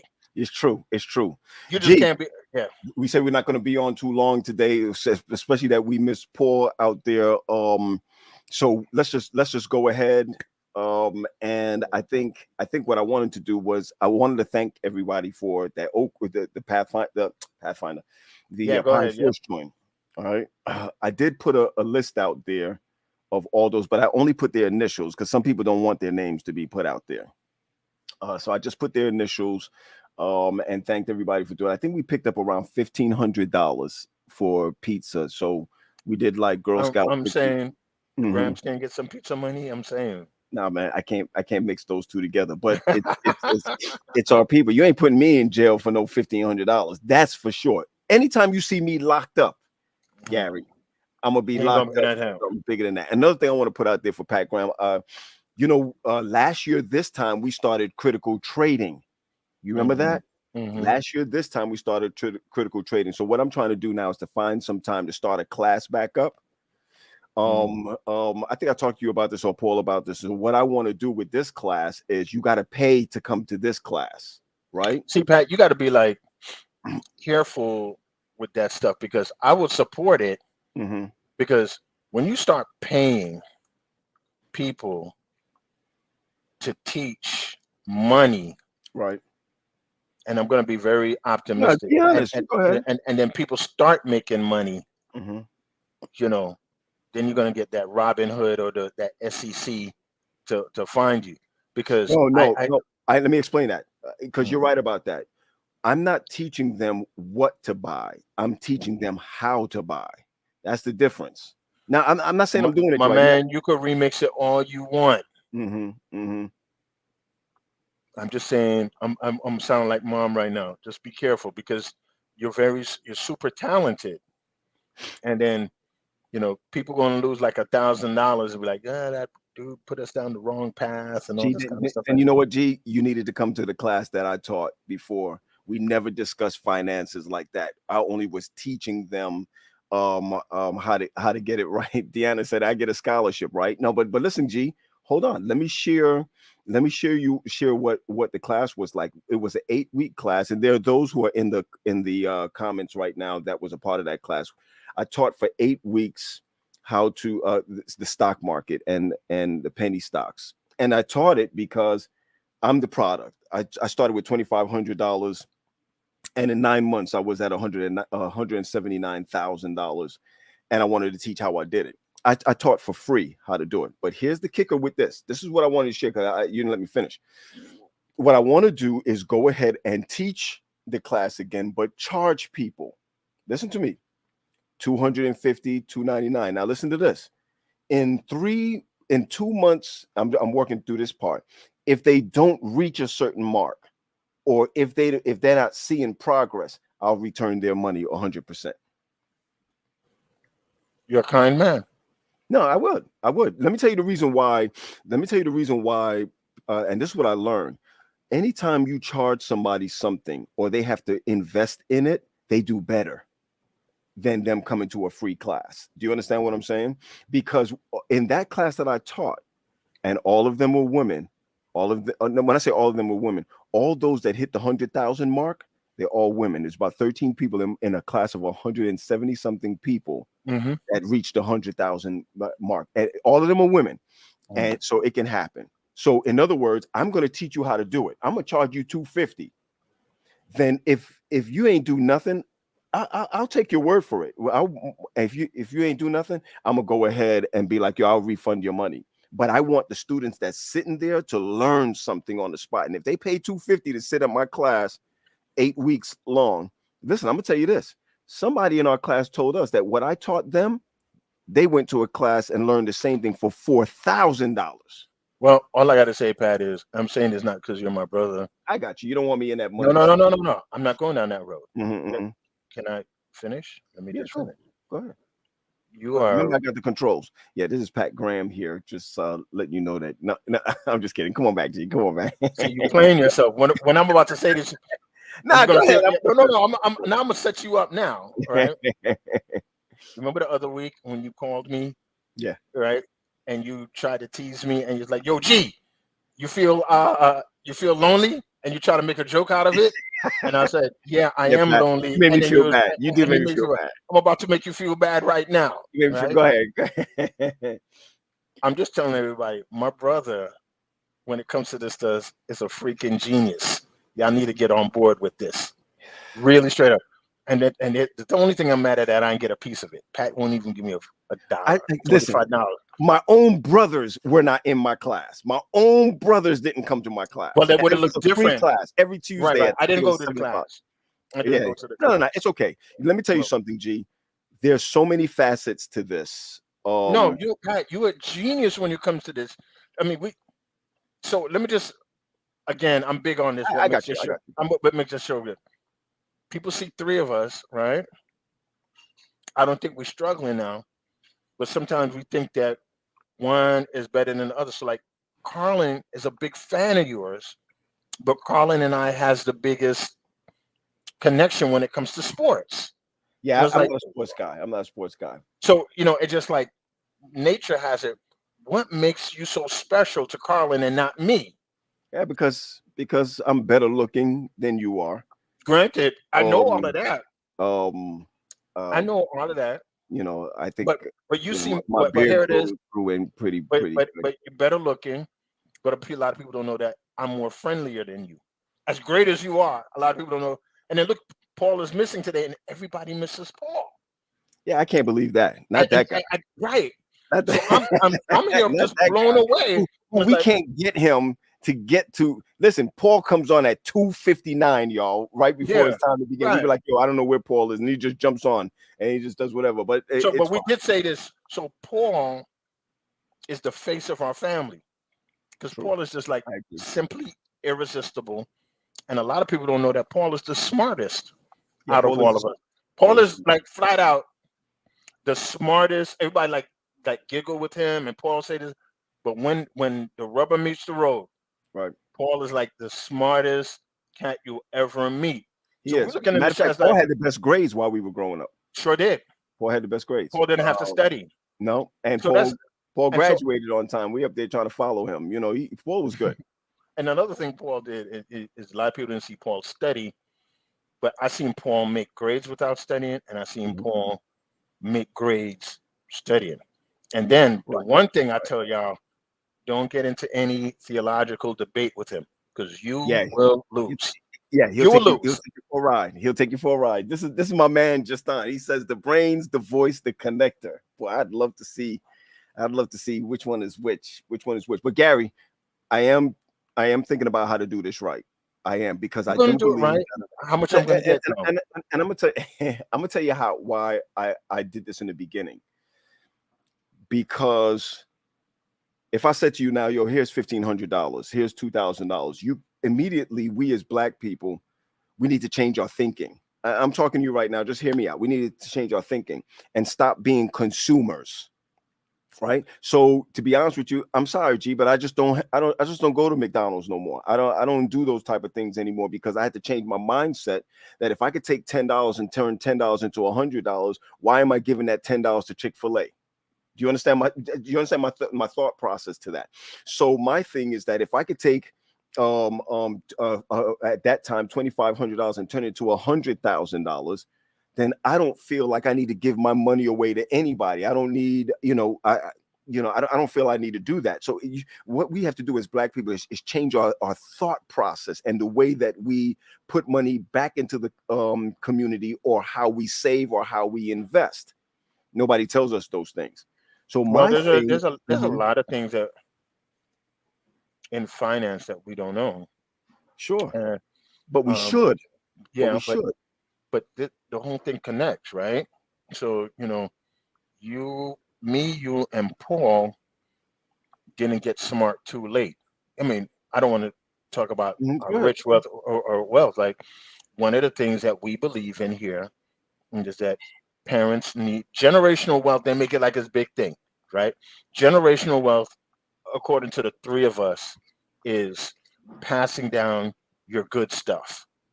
You understand? Yes. So if Yeah, you're not I a agree with you, but not all of us. I understand. Yeah, you can't count our family because they have prepared whether we did our part or not. Do you understand what I'm saying? So I don't want to.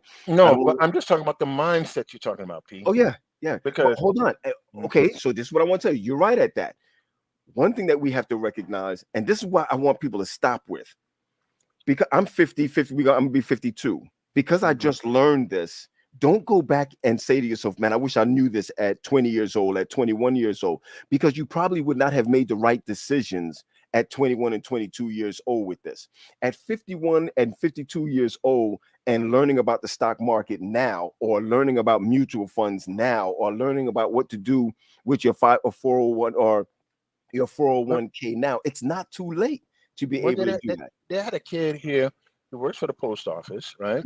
And I think he was doing overtime, and he saved $90K. Gary, hold on, Brett. Go ahead. Right. Go ahead. No, let me tell you why I understand that. Right. If you live below your means, and I'm not there yet. Oh, no, G, I'm not there yet. You know, there's a whole lot of discipline that needs to go on even while you're investing and while you're working. Because remember, they got people who are making $35,000, $40,000, $50,000, and they're saving their money, living in a one-room apartment and investing and doing a whole lot better than some of us who are coming home with 150 grand a year.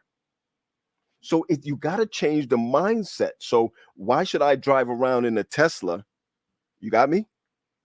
When most millionaires don't even drive Teslas and don't drive Mercedes Benzes and don't drive. Most millionaires don't drive those things. My favorite one is, the clothes we wear. But Pat,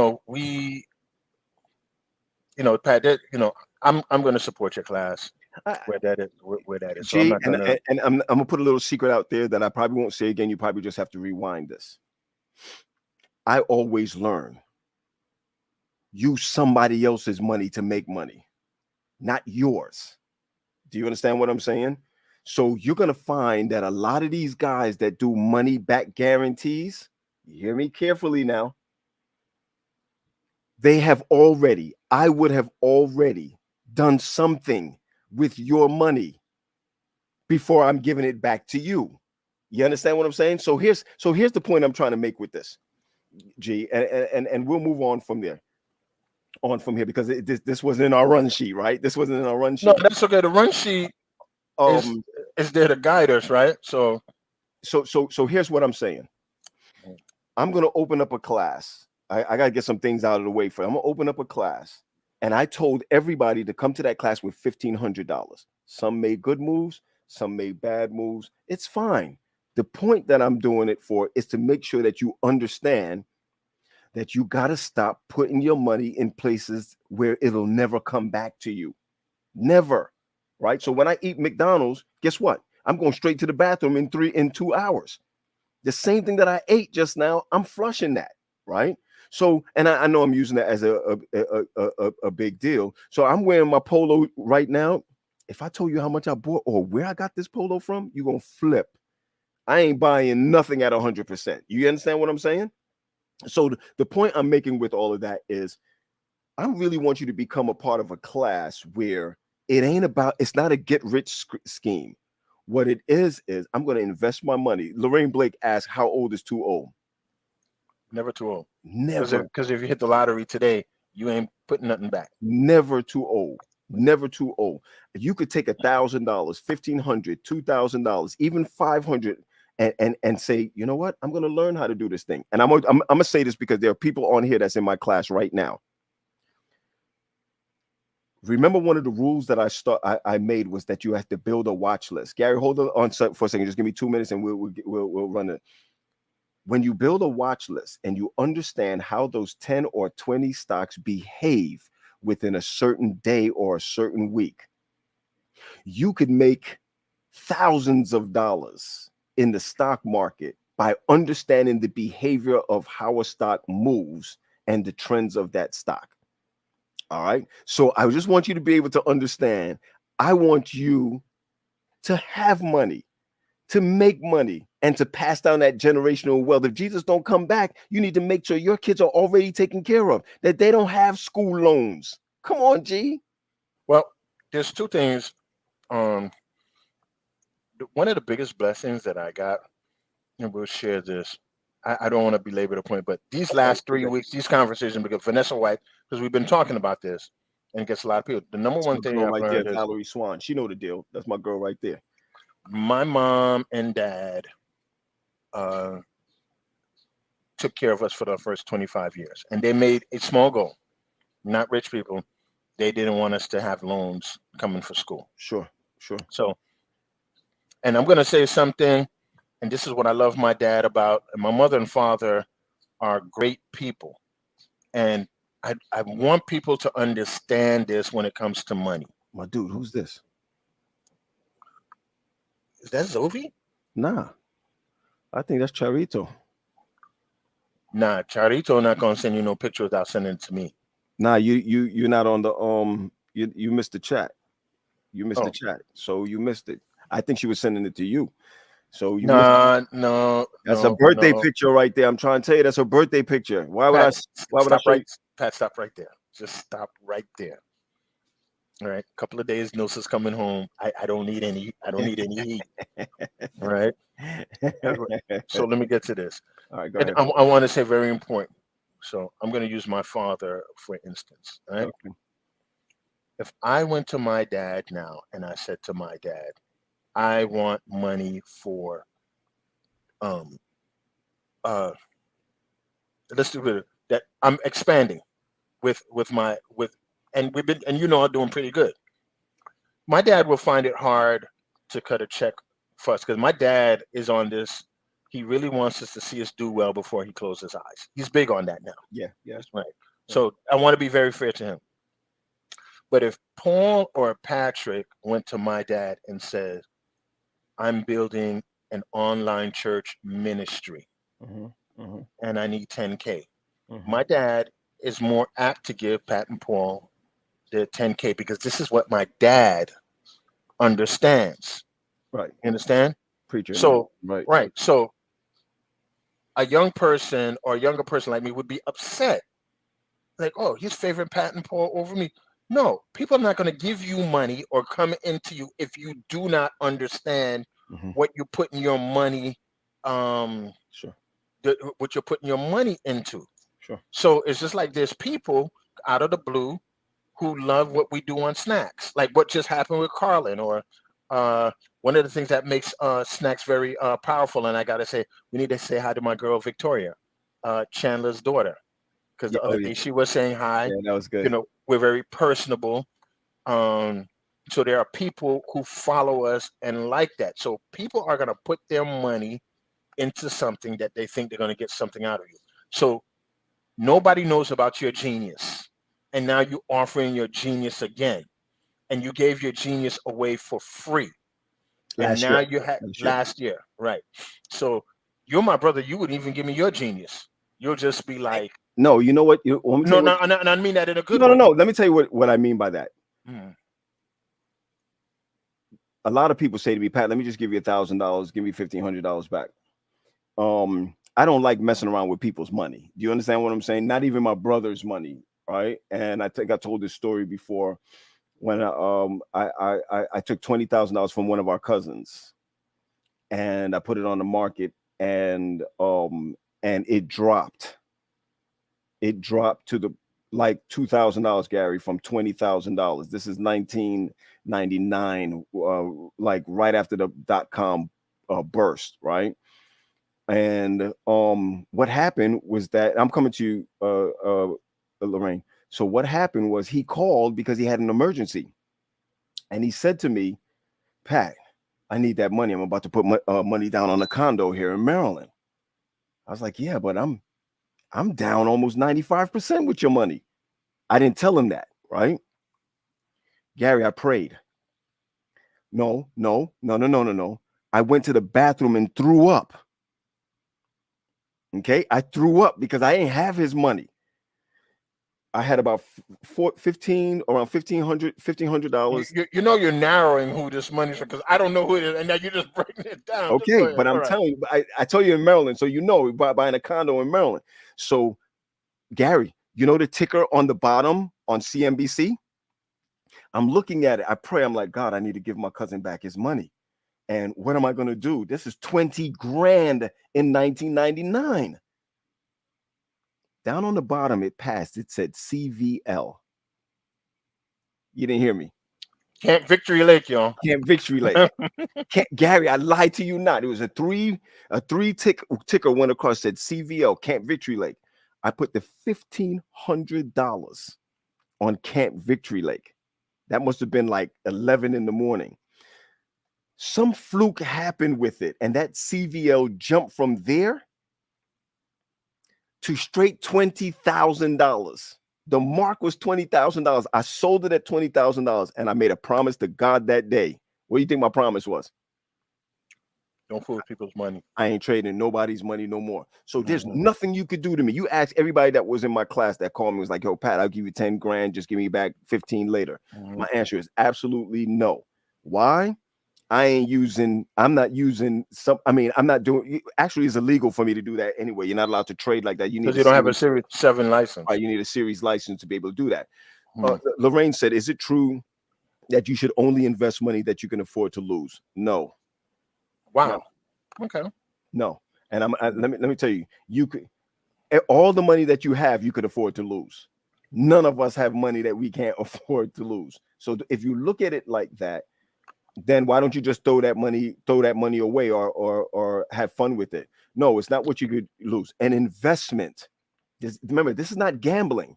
This is investing. There's a difference between gambling and a difference between investing. You are putting it on something that you believe in. You are putting on something that you know about or that you have studied about, right? And so let me play devil's advocate.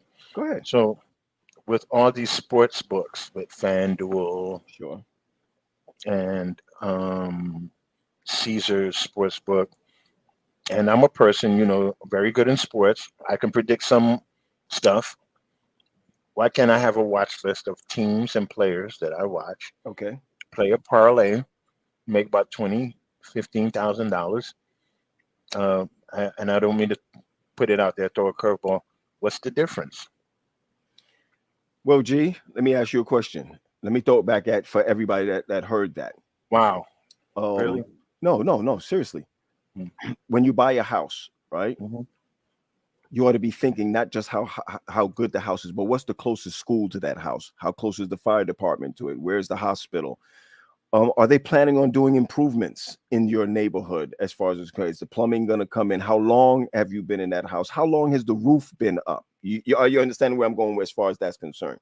When you invest in something, you're not just doing it because somebody said so, or somebody said this is a good stock to get into. You have studied that stock and watched the trend of that stock. To me, the difference with sports betting or playing the lotto is that, first of all, the chances are way too high.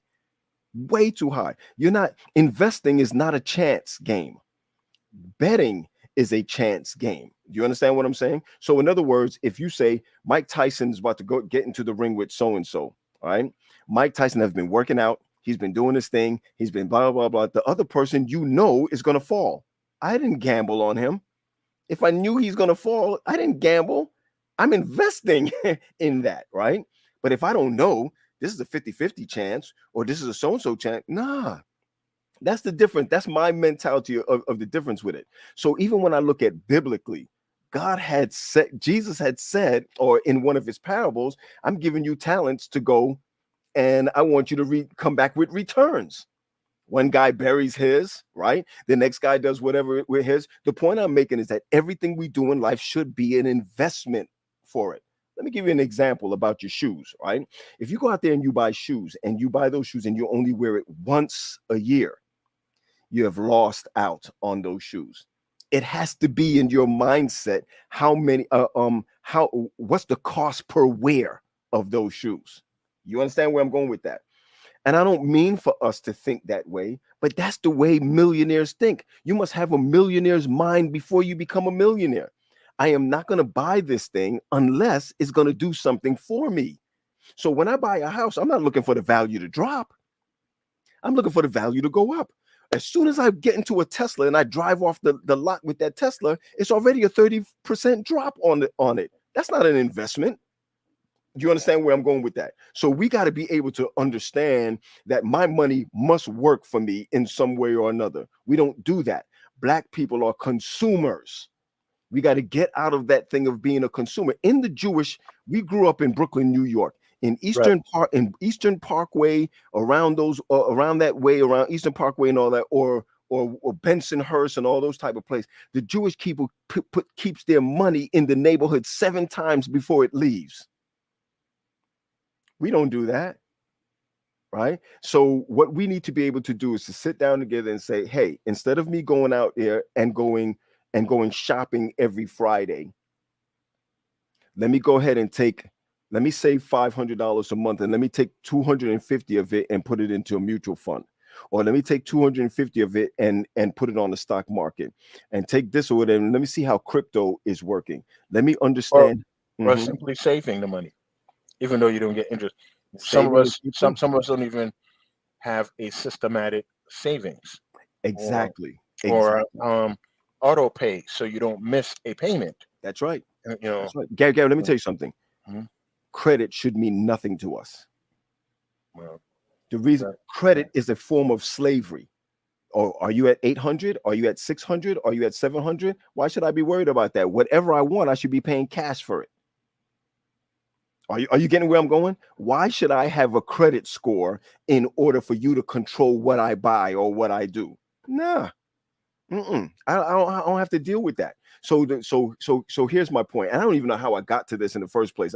My whole point to all of this is we got to be, we're too much of consumers. We got to be better consumers. And your wife or your husband who's in this got to be in oneness with you when it comes to this, because you're going to be saving at one end. Meanwhile, the window is open and money is going out the other end. Those Amazon packages. Lord, yeah. Amazon packages be showing up and you'd be like, wait a minute, I thought we were on some type of crap here or whatever. So I'm starting over from scratch here in the spring. I'm starting with about $3,000. And I'm telling you that by the time I get to the fall, I'll be at $100,000. Okay. I have not put it together yet for students yet, but I'm going to show you how I'm going to do it. And I'm going to have people watch me. That's another fee. Watch me do it. All right. Anyway, let's move. How's your mental health thing was going? I know you got a program that's running. P, I'm very surprised of the success I'm going to say we have had with the mental health. Okay. So every Monday, Phil is building his brand. Phil does Boys to Men at 5, 6 o'clock. And I do grief counseling at 8. So, and then I hooked up with Derek Green. Right. And for the last 2 weeks, and thank you for letting us use the platform, because that's about to bounce out. Tomorrow we're doing trauma and mental health. And one of your colleagues, Dr. Stoddard, I think he works along with Gaston. Yeah. And he'll Gaston. be on Gaston. Yeah. And Leah Chapman will be there. Good. So we're moving on that. So we're just growing over there. So the mental health thing is doing very well. Thank you for asking. That's good. But let me just say this: the consulting part. Yeah. And I'll just put it because we have a good audience. I'm going to Washington State to help with a. He said I work for AEC. What you mean? Yeah. I'm going to Washington State to actually open a clinic up there. Right. And then I work with literally 3, and I'm sad to say this, but I work with 2 Adventist schools that are not African American on mental health. Gary, that's The another the show. the the, That's the another other show. I don't. You're right. The other one, it's kind of like a underground thing, or do you not recognize? It's just like, you know, It's another show, but that's another show because you know I'm big into mental health now. right. Not on your side or you guys' side of it. I mean, I am for to be able to get my license. I'm doing therapy. But I need to tell you, G, we are far behind. There's nothing wrong with therapy. Mental health to me is the next pandemic. Come up. It's actually now happening. Yeah, it is. It is now. You're right. It's actually happening now. It is now. And It is now. it's I say this. I know this bothers a lot of people. Did you hear this? I said, if your church is buying video boards before they're taking care of their mental health, you're in the wrong place. I believe you, G. Mental health now is a evangelistic tool. Yep, that's right. That's right. Gee, man, I just needed to get out of here. I'm sorry for running this thing so long, but You see my snacks? Remember one time? Yeah, what snacks you got there? Okay, I like that. Yeah, man. I've been doing. I got put onto this. Mhm. Kettle Classic Maui barbecue. I'm gonna tell you, this joint is hot. Anybody ever taste this before? If you're in the chat, please let me know. This thing is the bomb. Now it's gonna let your blood pressure go up. Don't do that no more. The joint is hot. All right, man. We're fast already.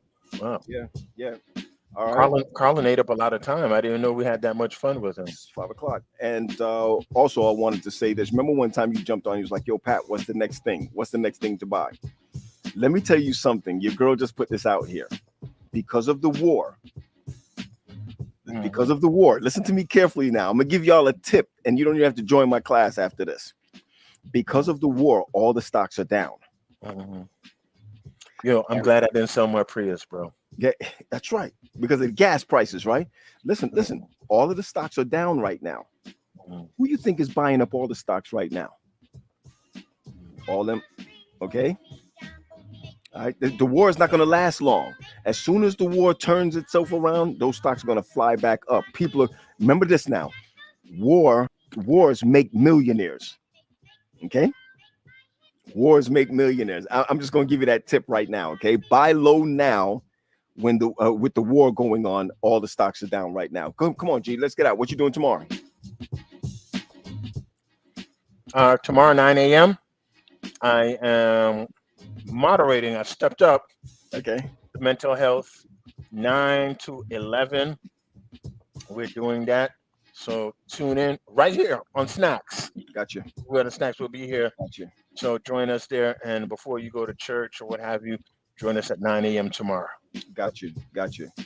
I'm off tomorrow, but we got these funerals. Benji passed away. Hadassah, we talked about, had passed away. So we have friends, we have funerals that's going on right now. You said March is going to be Women's Month, right? Women's Month, and you know who I'd really like to get on this show, Kesslyn Bray, if we can get her on. Well, Kesslyn is working with all of us doing our doctorate degree. Right. So, Always give a big shout out to Kesslyn Brady. Gaston, there are scholarships. There are ways around for mental health. The hardest part about mental health is now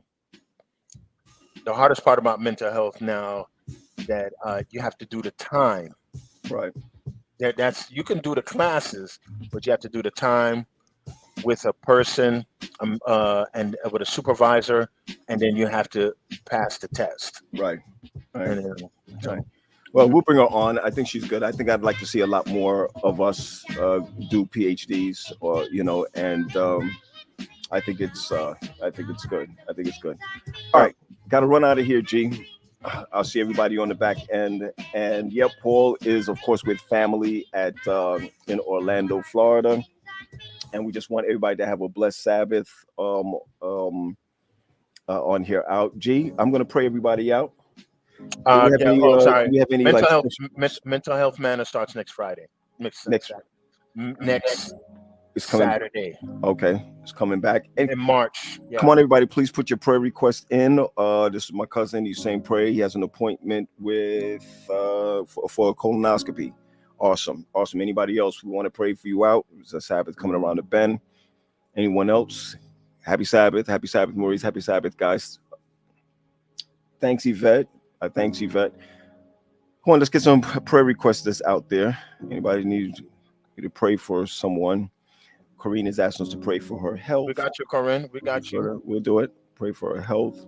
Carolyn, we got you always. As usual, praying for her family. Say what's up to your husband for us. I saw those beat shots. We're jealous over here. Yeah. I got you. I got you. Decisions. Gaston, just say yes, man. You're good. Yep. Nah, maybe not Gary, but okay. I think I know what he's talking about. Lakeithia is actually saying he's starting a new journey, closing my business. Big thing. That's very closing big. My business. Closing my business. Join my group. I don't know when I'm gonna start it yet, but join my group. Lakeithia, let's go somewhere with that. Erica, we know the deal. Bible boot camp. We know the deal. So starts Tuesday for Paul. Right, Paul. Bible boot camp starts on Tuesday, Paul. We would be praying for that. Sam is asking us to pray for his nephew. I think he was hit by a car, I believe it was, that I understood. We're going to continue to pray for him then. Someone's recovering. Marisa is recovering from heart surgery. We'll be praying for the Reed and the Small family. Linda's asked us to pray for, is that Northeastern Academy Education Department? Yeah. Okay. So they have a symposium this weekend. And they're looking for a superintendent. So a lot of stuff is going to come out there. So we're going to yeah. Gary, I got this. Yes, I did. Yes. Brother Conley passed away. Mommy told me that. Yeah. Mommy did tell me that. Yeah. So. Yeah. Right. Charito is thanking God for answers prayers, has a prayers report. She's graduating. Yeah. Okay.